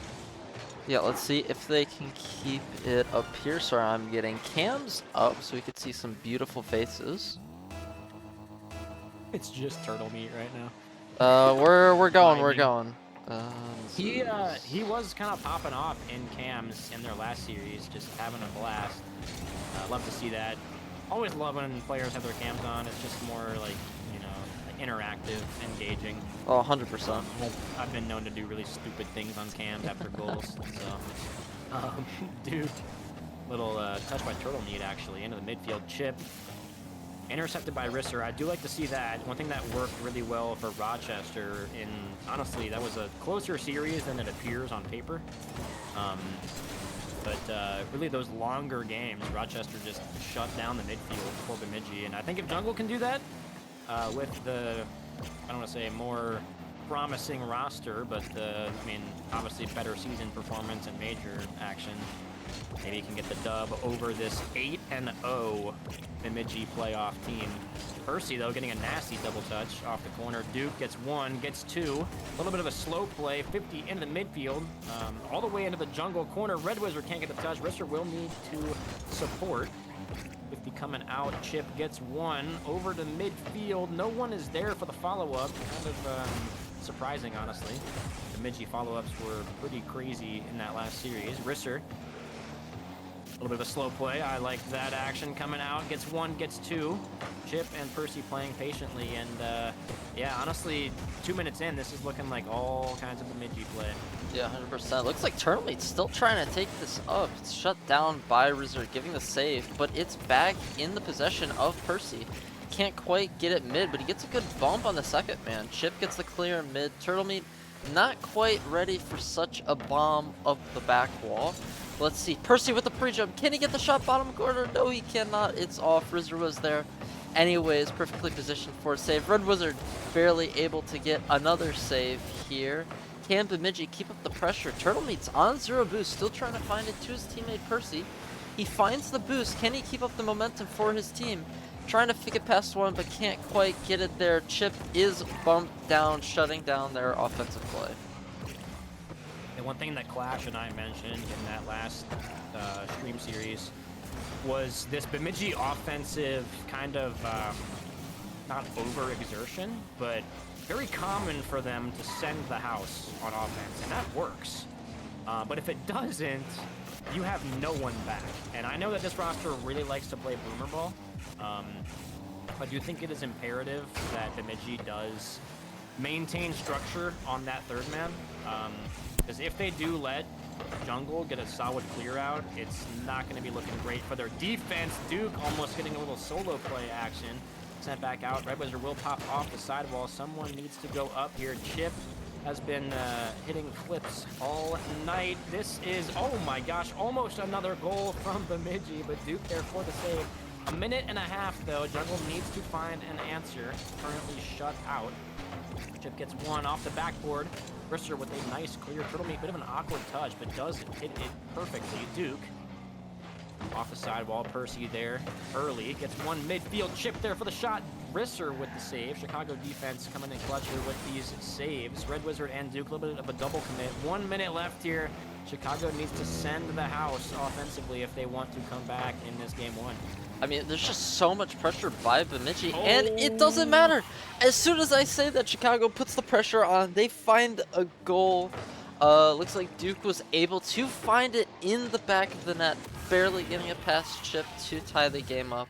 Still 1 minute left here, but Bemidji, they've put on shot after shot after shot, and Chicago has been getting, they've been getting almost every single save, only giving up that one goal. Let's see if they can keep it up. Duke trying to find a ceiling shot here, trying to get it mid to his team. Red Wizard able to cut it off, but Rizzer is 0 boost. He still gets the shot. Is Chip ready? Yes, he is. He gets a free carry. Can he get it past Red Wizard? Not quite, but it's still in the Chicago or Bemidji possession here. Should be a free ball for Rizzer though, and starts the counter attack. But Chip is there to immediately shut it down. Wizard kind of throwing it away, but it doesn't matter. His teammate's there to follow. Turtlemeat trying to get the clear, but Red Wizard is already up for a pre-jump, dunking him out. Duke trying to keep the pressure up. Will this go to overtime here, or can we see Turtlemeat trying to bomb it to back wall? Duke's gonna get the clear. Can he get the double tap? Yes, he can. Pass one. Can he get it past Percy? That ball is going to be... It's gonna be a shot for Chip. Can he find the double tap? Rizzer's missing. No, he isn't. He barely gets it. And Turtlemeat's still trying to keep this up here. Yeah, Duke finally killing that. I will say Jungle's offense is doing a very, very good job of making the Bemidji defense spend like 90% of the time turning around 24/7. Like they'll get a clear down and then it'll get picked off and they'll have to turn around and then someone will turn and then they'll have to go back again. And it wastes a lot of the defense's time and boost. And honestly is looking like it's providing a lot of success. Risser will get picked off by Percy here. Percy wastes all the boost to get it though. Duke gets a double tap, bit of a double commit from Red Wizard as well. But Chip will patiently await this in the corner. Nice, solid kind of a pinch 50 coming out from Risser. Turtlemeat off the backboard. Duke challenges it early. 50 with Chip. Does get a double touch back to Percy. This is all three Bemidji players in the offensive half. So send in the house stuff I mentioned earlier. See if it pays off for him. Chip with a reset. Does get a horrendous bump on Duke. It is off the post and rejected once again. The shot coming out from Percy. Yeah, Rizzer's gonna try and find this up, try to get their pressure back for Chicago Jungle. Can they keep it up though? Percy, once again on 0 boost, just like you said earlier. Chip trying to take control. Duke with the 50. Can they find this offense here? It's gonna be a good 50 by Turtley, but straight to Rizzer. He bombs. There's that boomer ball once again. Can they find it? Duke with the one-touch mid. Rizzer with the pop. There's so much teamwork here. Red Wizard trying to force a goal. Slight overcommit, but it doesn't matter because his teammates are perfectly rotating around the field, getting behind him, allowing for Red Wizard to make those extremely offensive plays. See, can he find the shot? No, he's going to get shut down by Chip. Still getting the bump, but it goes poorly for them. Rizzer, can he find the goal? Percy's there to contest. He gets the one touch. And there goes Chicago's play.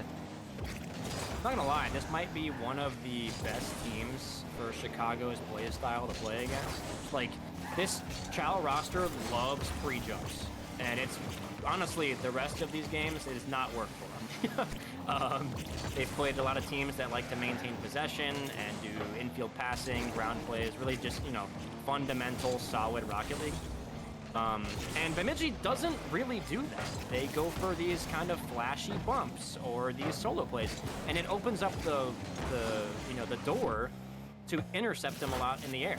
And I know that Red Wizard and I guess namely like Duke as well as he does there have just been up super early on these challenges and are shutting down BIP especially very, very well. But almost a 3-minute OT here in game 1. This does pop midfield, but no jungle second man close enough. Red Wizard gets 1, gets 2 into the midfield, looking for a bump on Percy. Does not come out. Risser will get faked out here. See if Duke jumps. He does. And this will go midfield still. Chip gets 1 reset touch. Does pop. Almost a nasty bump on Duke. This is sent out. Close third man almost biting him. Nice pinch coming out from Bemidji into the Chicago corner here. Percy with the pre-jump doesn't make contact though. Bemidji boost looking a little low. Chip did just get more, but dragged himself out of play a little bit as Percy does need to make an emergency save. Duke now popping in the corner. 50 with Turtle into the midfield. Percy does go up, can't make the contact. Chip 50 with Red popping midfield. Risser up. It's 1, looking for 2, will not come out. Red Wizard can't get a bump on Turtle Meat. This is such back and forth action here. 4 minutes almost into OT in game 1 of Chow Grand Finals. Yeah, I mean, we just started and we're already going to a second game practically. With the 4-minute overtime here, just hit 4. Can Rizzer try and keep this up? It's going to be mid. Is he going for the pass to Duke? Not quite. He goes for the demo instead, but Chip able to get the sidewall read. Can Turtle Meat keep it up? He gets the 50 straight to Duke with the whiff. Percy, can he find it back wall? It doesn't matter. Red Wizard is there to shut down their offense, trying to go for that wall dash, get that speed. Not able to get it. Duke with another save. Wizard able to get the second touch. Can there be a shot here by Duke? Not quite. Chip is there to find the save. Can he find the flick? Turtle Meat looks like he's trying to go for the demo. Percy's up, tries to find the shot. It's on, but Duke able to get another enormous save here. About to hit 5-minute overtime. Can Turtle Meat keep the possession? Yes, he can. Can he get it past Rizzer? Not quite. Beautiful fast aerial by Rizzer, but it's back into the hands of Chip. It just keeps getting bombed over to Bemidji, allowing them to have control here.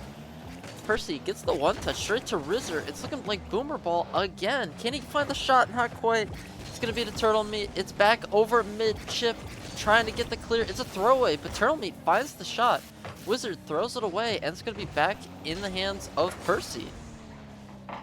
Oh, Percy ripping one on. Almost a little surprising angle there. Risser getting the musty over Chip, as Chip has done to so many teams tonight. Turtle Meat 50 with Duke into the mid. Percy there for the shot, won't come out. As Turtle Meat was going to run a little bit of aggression there on the goal line. Almost a 6-minute OT. We are officially 2 games in of Rocket League into game 1. Turtle Meat with a bump on Risser. Could be a good opportunity here. I will say, this Bemidji offense, as time has gone on, has forced their third man closer and closer. and have almost paid the price on a few occasions of these, easy looks after a pretty simple clear. We'll see Duke, though, 50 over to Turtle Meat for the shot. Red Wizard sent back out as Bemidji tries to regroup here. Chip does get one, won't be able to get a second touch. Duke pre-jumps from the Bemidji half. This is an open net here for Jungle. If they can convert, Red Wizard up for the touch, but it won't come out. Chip saving his team an open net look. I cannot lie. I am ready for this game to finish. We're approaching 7 minutes here in just the first game. Rizzer with the pop. This could be back mid, but Chip is there to find a clear. But Duke is back up, the most defensive player in this series, trying to find the offense. Can't quite find the bump, but it doesn't matter. Percy's on 0. He's not able to do anything with the ball but find a 50. Duke still trying to cut it off, trying to find a second man in the midfield from Chicago. Red Wizard with the free touch. It's going to be up to backwall. Chip, can he find control? Yes, he can, but Rizzer is there to contest. Can't quite find the touch as Chip finds it around him, but it's going to be clear up. Can Wizard find it? He gets the force, gets the 50 across. Percy with the clear up mid. Chip, he's trying to get the sidewall read. Can he find the double tap? Not quite. Rizzer with the shot. It's going to be back over. 7 minutes 30 seconds. We've played a whole extra game and a half here. Turtleby with a very good 50 up into the Chicago corner. Chip, he's gonna take it up. Can he find a double? Not quite. Duke absolutely beams him to a different universe. Red Wizard with the clear. Is there someone mid to follow for him? He gets the 50. That's gonna be mid. Percy is there to find the touch, able to connect and find another clear. I'm gonna have a heart attack, bro. I'm gonna start crying here soon. Do we have, I guess we obviously have one, but what is the overtime record? I have no idea, honestly. I'm trying to, like, intentionally curse it, because I know if I bring it up, this thing will end in, like, 30 seconds. But, I mean, hell of a first game here. We've got Duke off the backboard. Someone's gonna be up. I think that was Red Wizard. It was. Trying to put a shot on. Does not come out. Turtle Meat looking very uncomfortable here. Does push up a little bit, beat by Duke. I wish my camera would, there we go, would change. Red Wizard now gets a 50, trying to get a double tap, almost gets the little dunk on Chip. Risser, one midfield. Percy will have a clear opportunity. Duke over to Red Wizard on the sidewall. Chip there for the intercept. Good heads up play there from Bemidji. Into the midfield now, Red Wizard popping it over. Percy can't, oh, he does get the touch, excuse me. Off the backboard. Gets one more off the sidewall. Duke can't really push this. Red Wizard does go early, though. Gets one, looking for two. Chip boost squatting, does get ridiculously 50'd, but sent over to his own wall here. 9 minutes into this overtime. Almost another look as the third man gets a little too close. I'm telling you, man, Bemidji, it's just inching closer and closer to a third man overcommit every single time that they do an offensive push that fails. And I am honestly really excited to just see what the stat lines look like after this game concludes. It's gonna be insane. Rizzer almost able to get the pinch with Bemidji there, barely hitting the crossbar at Mach 2 speed. Duke trying to get another clear to Chip. This is gonna be over. Rizzer, he's gonna find the clear, and we will have officially hit 10-minute overtime, getting 3 games in already before the scoreboard for the series. This change is gonna be mid. Percy, he misses. Can someone find it? Turtle Meat is able to shoot it top corner, ending a 15-minute long game. Bemidji has 28 shots. Oh no. Chicago has 21 saves. The 7s across the board. All right. This is gonna be, someone needs to screenshot We're this. going to the Look score. at that. Oh 1,000 points from Duke and almost another 1,000 by Rizzer, putting in 21 saves out of Chicago here compared to 8 from Bemidji. Just the amount of pressure that Bemidji's putting on. I mean, it finally got there. It took 10 minutes to get there, but they found it. I mean, yeah, it's a way to win. What a hard fought game by both of these. But we're talking like the series is over because honestly, that took so long. That just feels that way. Um, 21 saves from Chicago. That is almost as many saves as Whitlock gets in 2 minutes of gameplay, which is honestly crazy. The all rocking the ball right tag is also interesting. But I mean, if this isn't a grand final for Chow, I don't know what is. A part of me just expects this second game. I don't really care what way it goes to be an absolute bloodbath. I don't know what it is, but something about it just makes me think this is not going to be close. I'm so unbelievably scared here. It does look like someone is not loading in. It's red. It does look like it is Red Wizard. It will take... There he is. Now we're finally going to jump into the second game after being here for 20 minutes. Yep. That's with absolutely 0 delays or pauses. Jumping into game 2, let's see who can win the kickoff. Duke able to get it across. Can someone on Chicago follow? Yes, they can. Rizzer trying to go for a sidewall double. Can't quite find it. Turtle Meat getting the clear straight to Percy. It's going to be another offensive play for Bemidji. This is looking exactly how it did in game 1. Rizzer getting across, but it's a pass to the other team. Duke able to find another save.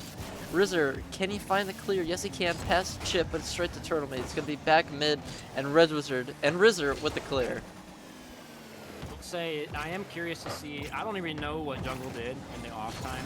They played an hour ago, or whatever, hour and a half, whatever it is now. I don't even know what time it is. What even is time after that? It was probably an hour and a half ago. Yeah. Bemidji has played basically nonstop Rocket League for 3 hours, and I'd be curious to see how that impacts fatigue, especially with how long that first game went. Because, I mean, if we looked at, oh my god, if we looked at some teams through Swiss, like, fatigue is very real, and it doesn't really seem to impact Chip much. Yeah, he just absolutely egos Duke. It doesn't look like it's doing a number. It does appear Chip does have a bigger car. That's the only way I can put it there. He gets an absolute monster of a 50. Percy with the win, but Rizzer able to find the demo and shut down the kickoff goal that Bemidji could have found. Duke putting on a clanger that isn't on net. Turtle Meat not going for the 50 as his teammate usually does. Chip with the clear mid. Percy with another 50, but Rizzer is able to find the ball here. Chip is already up, putting up the pressure. Just like you said, all three are up. Turtle Meat's pushed up so far. He finds the demo, but it doesn't matter. Duke is there to find a goal, and we're back to where we were in game 1. A 1-1 scoreline. Like the longer that first game went, this is what I mean by fatigue. It's just like habit just really breaks you down. That third man pushed up. I definitely think is something that teams can do abuse for Bemidji. Granted, it's hard to abuse someone that's already putting the ball in your net. But Risser with, oh my god. It doesn't matter. Yeah, Red Wizard over to Risser, somehow back to Red Wizard off of a push by Turtle Meat. I don't really know what any of that was, but all right.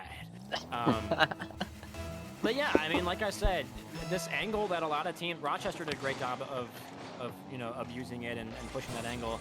Speaking of abuse, Risser pushing Percy, but is it going the other way? Chip popping it over, looking for a bump on Red, does get it, but redirected back into the ball. Is this overcommit third man?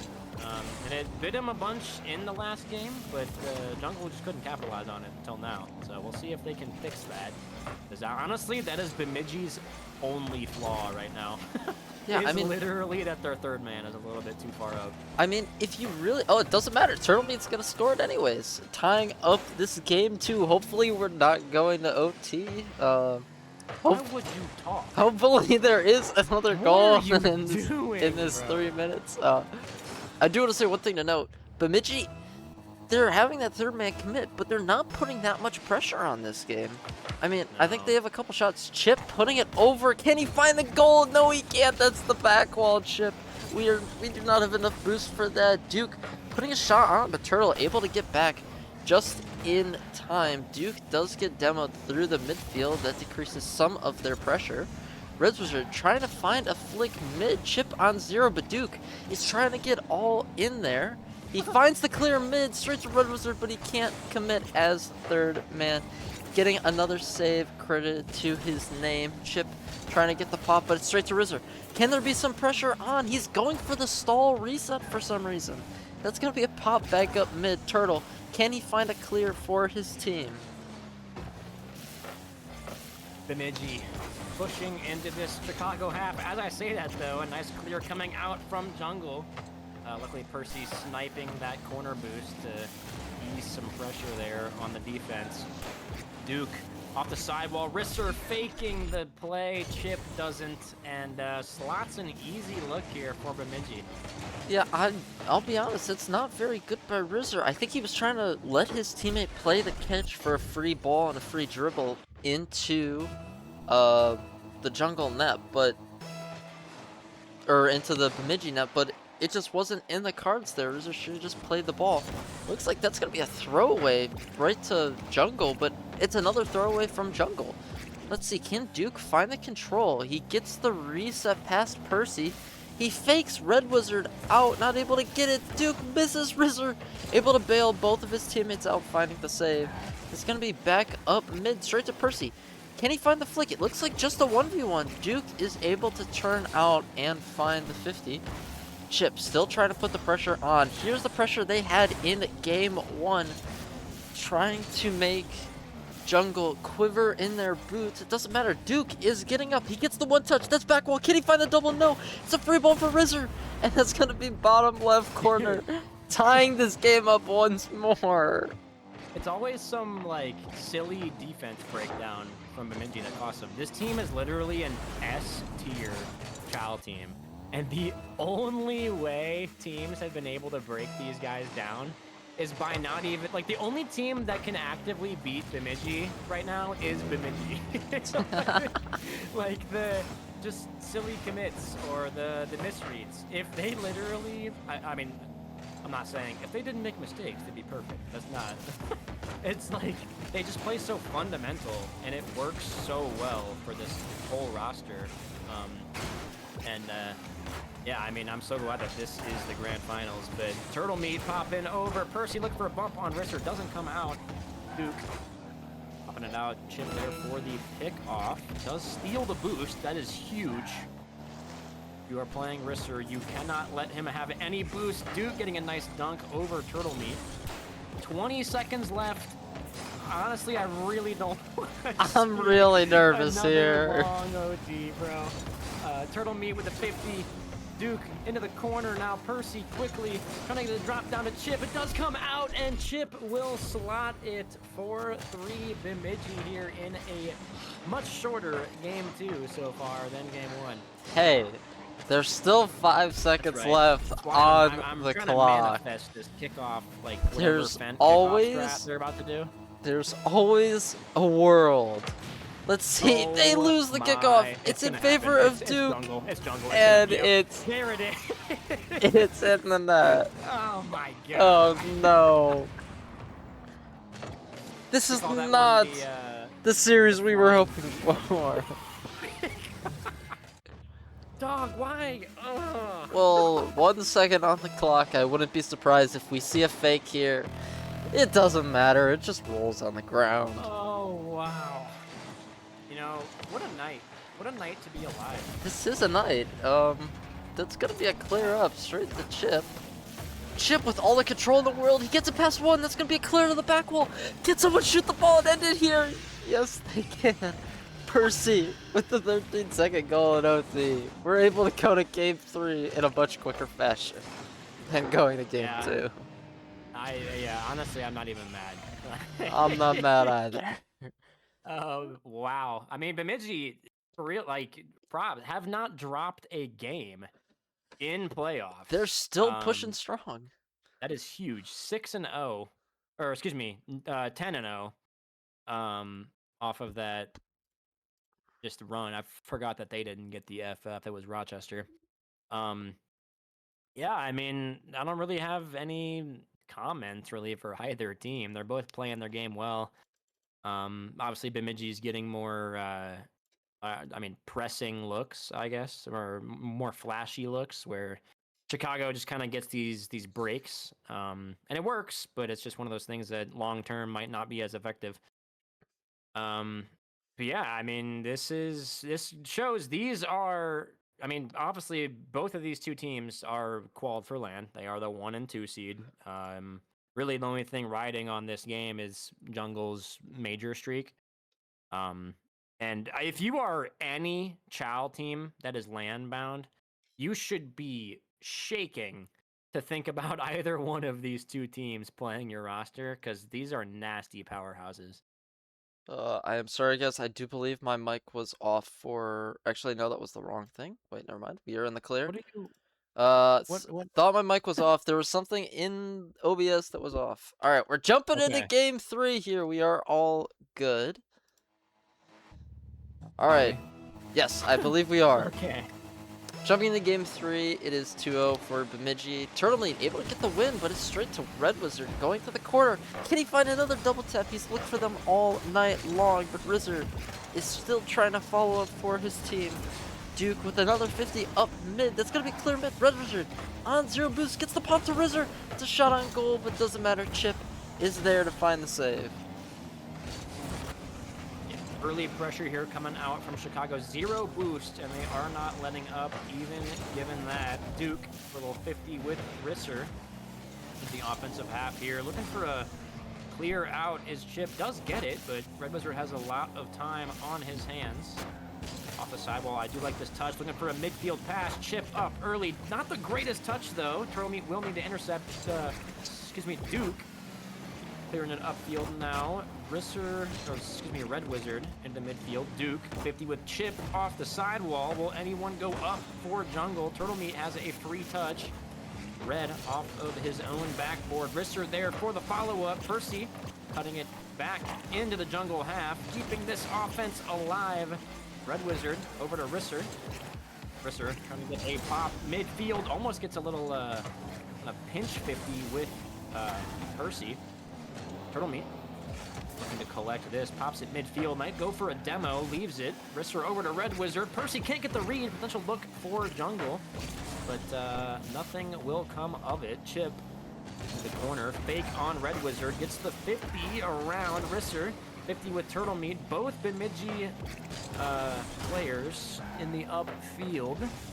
Red Wizard can't get the touch. Turtlemate looks for 2. Can't get it. Risser. Chicago extremely low on booster. This is off crossbar. Duke with a nice collecting touch. Does get another follow-up, actually. Risser off the ceiling. Percy pre-jumped it indirectly. Red Wizard gets one as well.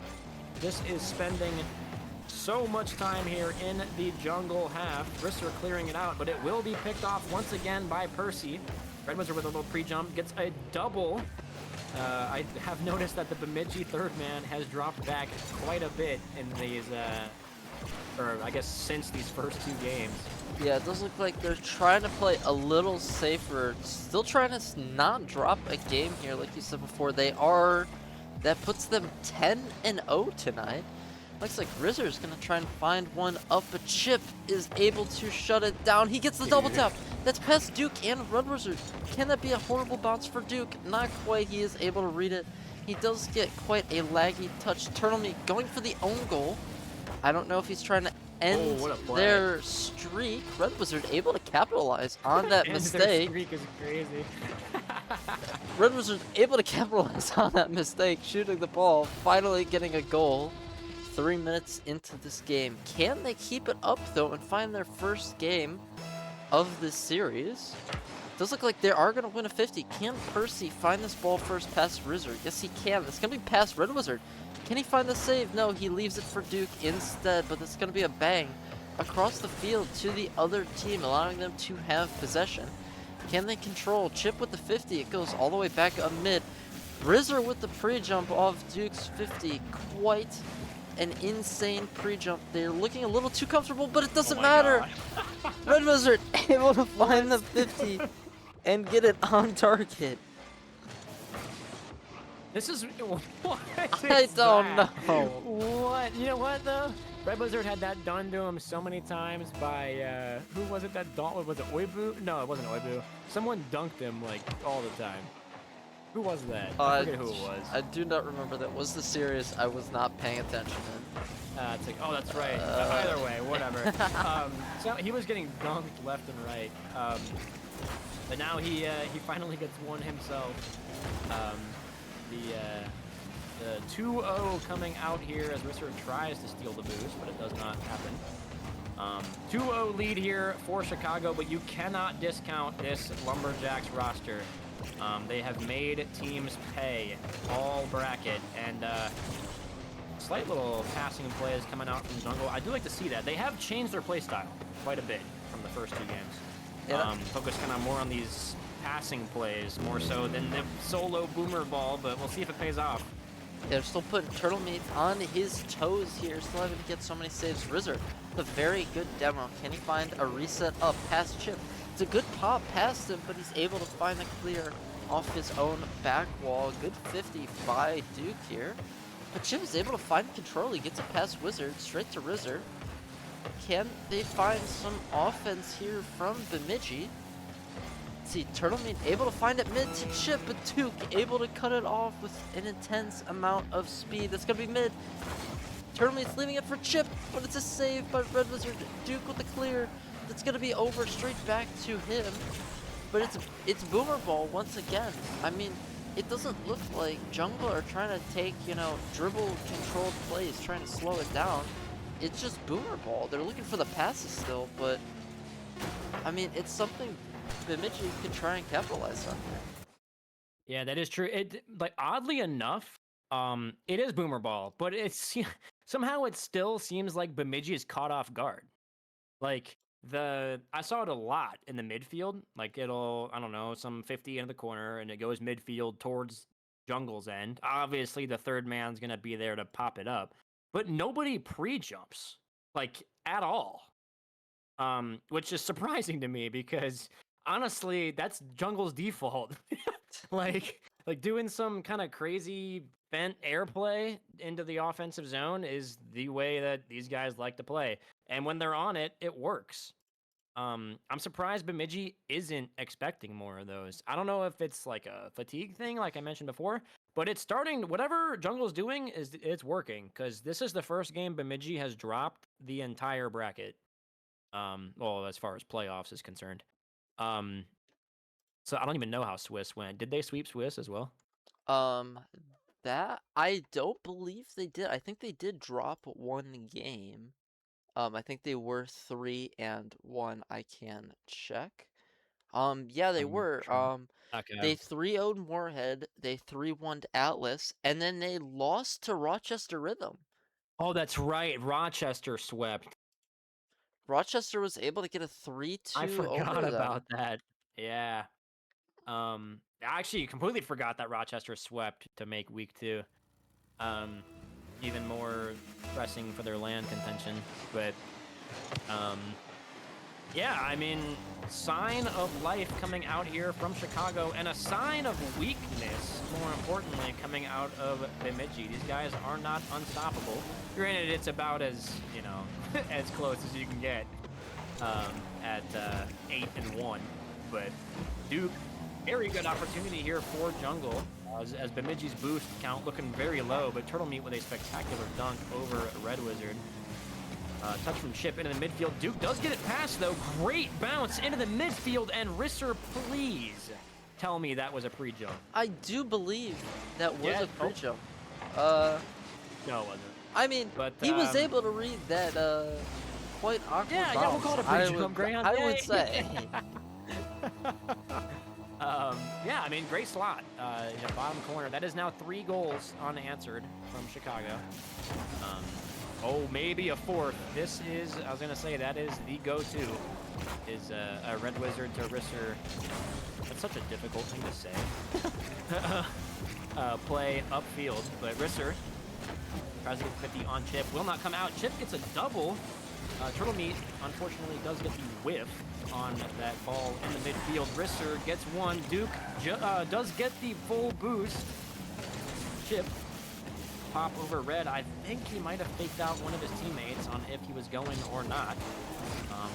As the Bemidji roster is looking a little bit shaky here as we are entering game 4, or hell, halfway into it almost now. But Percy off the corner. Chip, great receive. Duke does get it past. Chip trying to read the midfield pass, and Duke just slots it past.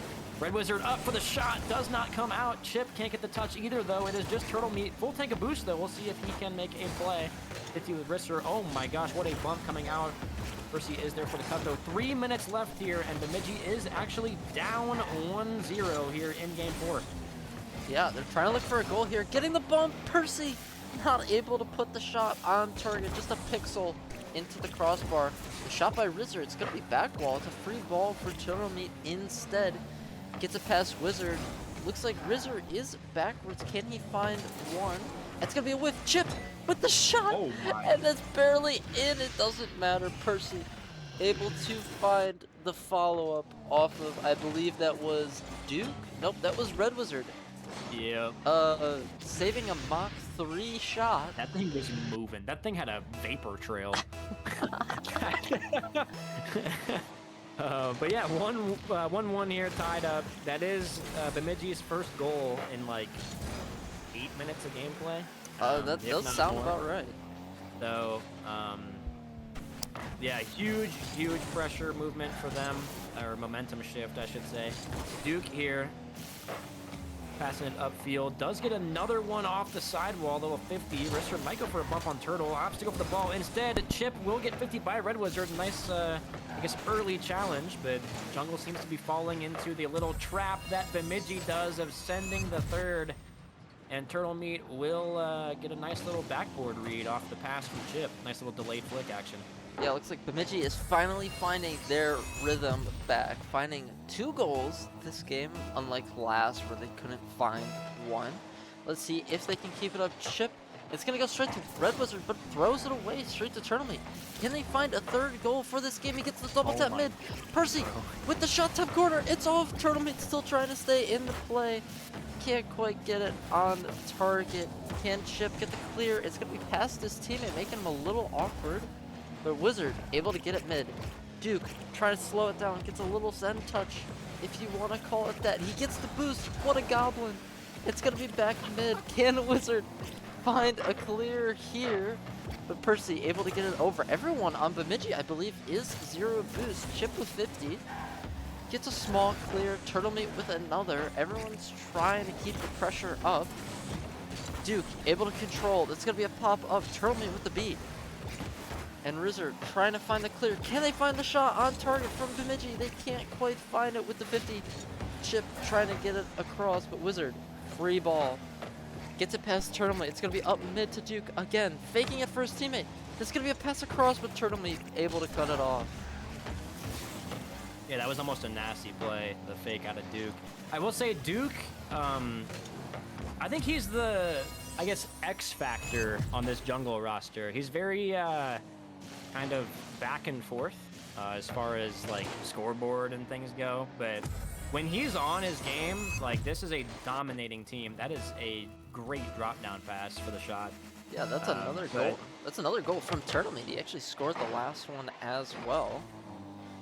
That is true. I didn't even think about that. Is that a hat trick? No, because Percy scored one earlier. But yeah, great looks here from Turtle Meat. Unfortunately, Risser can't get the car to attach to the wall, but it might pay off. 50 with Percy does go back towards Jungle. Turtle Meat for the shot, and that will be the hat trick for Turtle Meat. Yeah, I mean, we've seen all series. Duke was putting on these insane saves, but here, not able to reach it.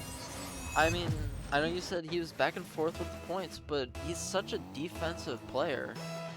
I mean, it's hard to put those offensive plays on when you're so far back getting insane saves. Duke with the 50 up mid, straight to his teammate. Can he find it? Rizzer with the fake. It might have been just a bad bounce for him. Duke is now trying to keep the pressure up. I think he's trying to find that offense for his team, but it doesn't matter. Turtle Meat able to put a shot on. Gets the demo on Wizard, who was the only one to find that corner boost. Wizard with another win for the 50. It's going to be up mid. Duke Can he find the beat? Gets the 50 back mid. Turtle Meat, he's back up. Find the double. Rizzard gets it mid, but no one on Bemidji is able to follow and find the 5th goal of this game 4. It looks like that's gonna be down, and Bemidji able to find their 3rd win of the series. Yeah, that will be 3-1 here. Obviously match point for Jungle. We'll see if they have. I guess I'll reminder you have a. I'll remind him they have a timeout if you want it. The. Okay, Risser hits me with the expected response. I will not repeat it. Oh, you're on. Okay, cool. They can see it. Yeah, I mean, Turtle Meat with the dominating performance. Chicago's gonna need to do a lot more than. And it looks like Risser's done. He wants to play CS too. But we do have at least one more game to play. As I mean, honestly, I'm still struck by how well Turtle Meat played in that series, just capitalizing on these easy looks. And shout out Percy and Chip for setting them up. Every goal Bemidji scored was assisted, and which is great because a lot of these players can do it themselves. So it's nice to see them moving the ball around, making good plays. And yeah, we'll see how the rest of this series plays out. But Bemidji is on match point here, 3-1 as we go into Game 5. Yeah, let's see if they can keep it up here. Jumping into possibly the last game, just as you said, Coop. Can they keep it up? Looks like Chip can win the 50. It's going to go in favor of Percy, but it's going to be clear over Duke with the shot. He gets the 50, not able to fake it under. That's going to be shot on. Chip, it's an open net. He instead goes for the double tap. I'm not sure why. But Red Wizard able to get a shot on for Jungle off of their defensive play. Chip trying to keep it up, getting every single touch here in this Game 5. Straight to Percy with the dribble, with the clear up. It's going to be straight to Rizzer though. That's a good demo onto Red Wizard, I believe that was. It's going to be a shot on. Percy isn't going to steal the goal or find a bump to secure it. But Bemidji finally able to find their first goal of a game. That is true. And who else than Turtle Meat? He is on fire tonight. But yeah, I mean, it's like you said, they're just on all cylinders right now. Chip gets one, goes for the fake, starting to anticipate these pre-jumps coming out from Jungle. Heads up play. I think they both fought each other, were going for it, and then no one did. Oh, it lagged. We'll see, Risser. I don't believe him. It sounds like excuses on that end. Sounds like someone wants to play Counter-Strike. That does. Yeah, that's right, Risser. Yeah, totally. Well, it doesn't matter. Percy able to get the 50 back to Wizard. Doesn't look like Wizard's gonna have to make a touch here and whiff the ball, even though we know he wants to go play a different game. Red Wizard able to find the clear. It's gonna be over straight to Percy. Gets the boost because that's all he wants in life. Chip able to find the pop. Duke is last man with the pre-jump. Chip, can they find the goal? No, he bumps his teammate instead. What a lack of comms. It doesn't matter because Percy is able to bail his teammates out. I put in a petition to have you do the LAN walkouts. The adjectives are prime, and like the oh my god. 3-0 Bemidji. This is nothing shy of utter domination. Yeah. What a save from Percy. Yeah, nearly own-goaling that there. I don't know if he was trying to keep it close or not. A very good demo onto, I believe that was Red Wizard. Percy able to get it up. It's going to be across Rizzer. No shot on target. Not today. Turtle Meat. Can he find the control? He gets the one touch to Chip with the clear, but everyone, and I mean every single person on Bemidji is 0 boost. Never mind. Turtle Meat wants to go out of his way and steal the opposite corner, leaving his teammate in a bad third man. I mean, this is a good sign of life for Chicago here. Last time they got a easy look like that, they ended up taking it to a very long OT. So we'll see if they bring it back. I hope Red not. Wizard, And I just cursed it. Oh no. Anyway, yeah, I will say Jungle's kickoff goals have been honestly giving point. them a lot of looks. Yeah, Well, let's see. I guess that makes sense. A goal would be a good look. Their kickoffs have given them a lot of looks for goals. We'll see if this one gets another one. Will it be a pop over chip? It will not.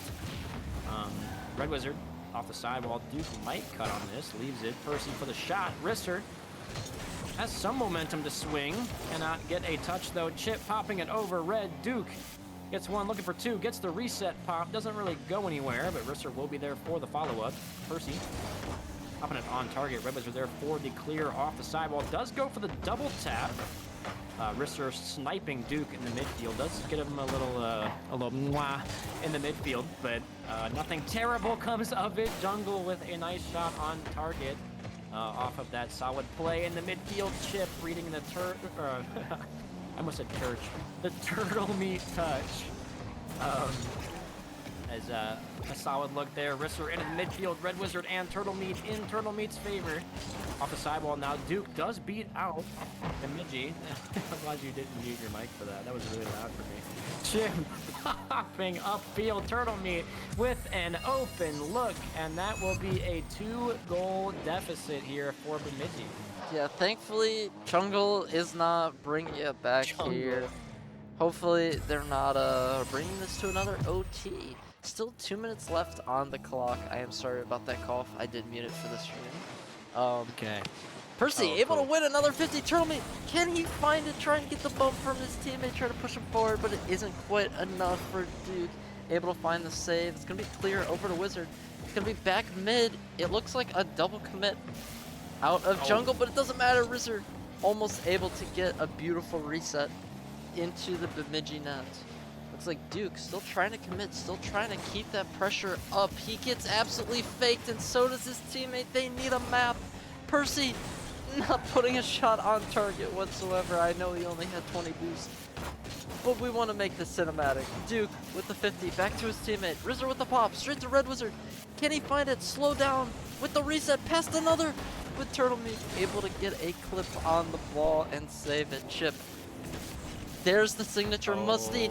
Can't find the double. I wanted it, and it's my roster.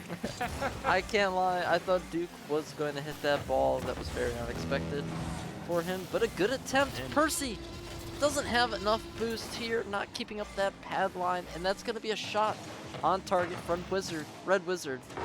1-goal deficit here. Minute left. I mean, I've been kind of memeing this whole game, but Jungle is mounting a serious comeback. They are 1 goal down here in a minute, but there is a kickoff, so it's about to be tied. Yeah, they're there. Dude! Fantastic. Oh my god. Absolutely. Actually a disgusting play by Risser on Turtle Meat, unironically, but that's gotta be the most coop thing I've ever done. There's no way K-Tool is watching, but he would be very proud that I caster cursed that perfectly. Risser trying to make this even more of a funny haha game. Into the midfield dog. And it's in the net. It's in the net. That's all I can say. What? It's in the net. That's all we want. We want the series to be done. Risser screwed up the wave dash. That hurts. Oh, well, 40 seconds left. Surely there's not another goal here from Jungle, even with the kickoff. Man. Turtle Meat able to find it up. Can they find a 6th goal of this game? Can they please shut this out? It sounds like Chip and his teammate are up at the same time. I believe they were personally able to back down, trying to preserve a little bit of his boost. Red Wizard trying to get the... Oh, he gets the bump. Wait, this could be a good opportunity for Duke. The double reset. He gets beamed to Mars, and it doesn't matter. Red Wizard gets the pop-up mid. Wizard looking for the demos. Chip with the free shot. Please be in the net. He whips, but he It's an able own to goal. find Oh my god. a double, and Duke is done. They're sending their good lucks. Dude, it's not over yet. Quit leaving the game. AK is gonna be pissed because the replay is not gonna work. Um.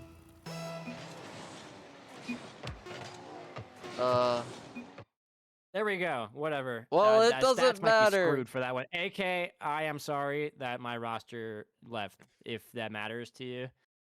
The okay, all right. Yeah, I mean, shout out Bemidji. They won. Pretty convincing. They dropped what, one game the whole time? Yes. So that's going to be a monster team for LAN. Yeah, I mean, if you look at those were the number 1 and number 2 teams going into Major 2. I mean, I do believe you said before they did play Major 1. I'm attempting to pull this up on my other monitor to show you I'll go guys. 1 and in 6. There you go. You get the schedule. Oh my gosh! Yay! There you go. This is the standings. It doesn't matter. That's what we're getting here. So peak. It does appear they both are getting 29 points. AK. It's not okay. You know what? Fair. The game just finished. We will hold off. But Bemidji able to get the Major 2 win over just add Jungle's 6, and that'll be their points. over Jungle's Major 1 win. So it looks like they're getting a little trade off. Jungle not able to keep up the 4 games or the 4 majors in a row. How do you feel, Coop? That's your team. Yeah, it is my team. You know, I know, well, I don't really, I mean, I know that they wanted to win. They'd like to play around though. Really all of my rosters are just kind of here to chill, which is great. That's really the whole reason I became a GM, because I figured that there's a lot of GMs that take it super seriously, and that's fine. I'm just not one of them. I just like to have fun. That just comes from the other leagues that I've played in and, you know, done other things with. But they have it's a vibe. Obviously they want to win, but I think for all of my teams, having fun is the main priority, which is great. So you really can't go wrong. But, yeah, 100%. I mean, yeah, I mean, unfortunately we couldn't, you know, complete the major foursome, but it is what it is, right? yeah, 100%. I mean, they still put in the work. I mean, 114 points. I mean, if you look at Rising Star wasn't even close. I mean, No. record points by Bemidji and Jungle. I mean, looking at it, 3rd place, Buffalo, 77 points, clearing that by almost 30. I mean, I would say, Coop, that is one thing to be proud of with that team you drafted. Yeah, what's funny is I didn't even make a change. That was literally the draft team.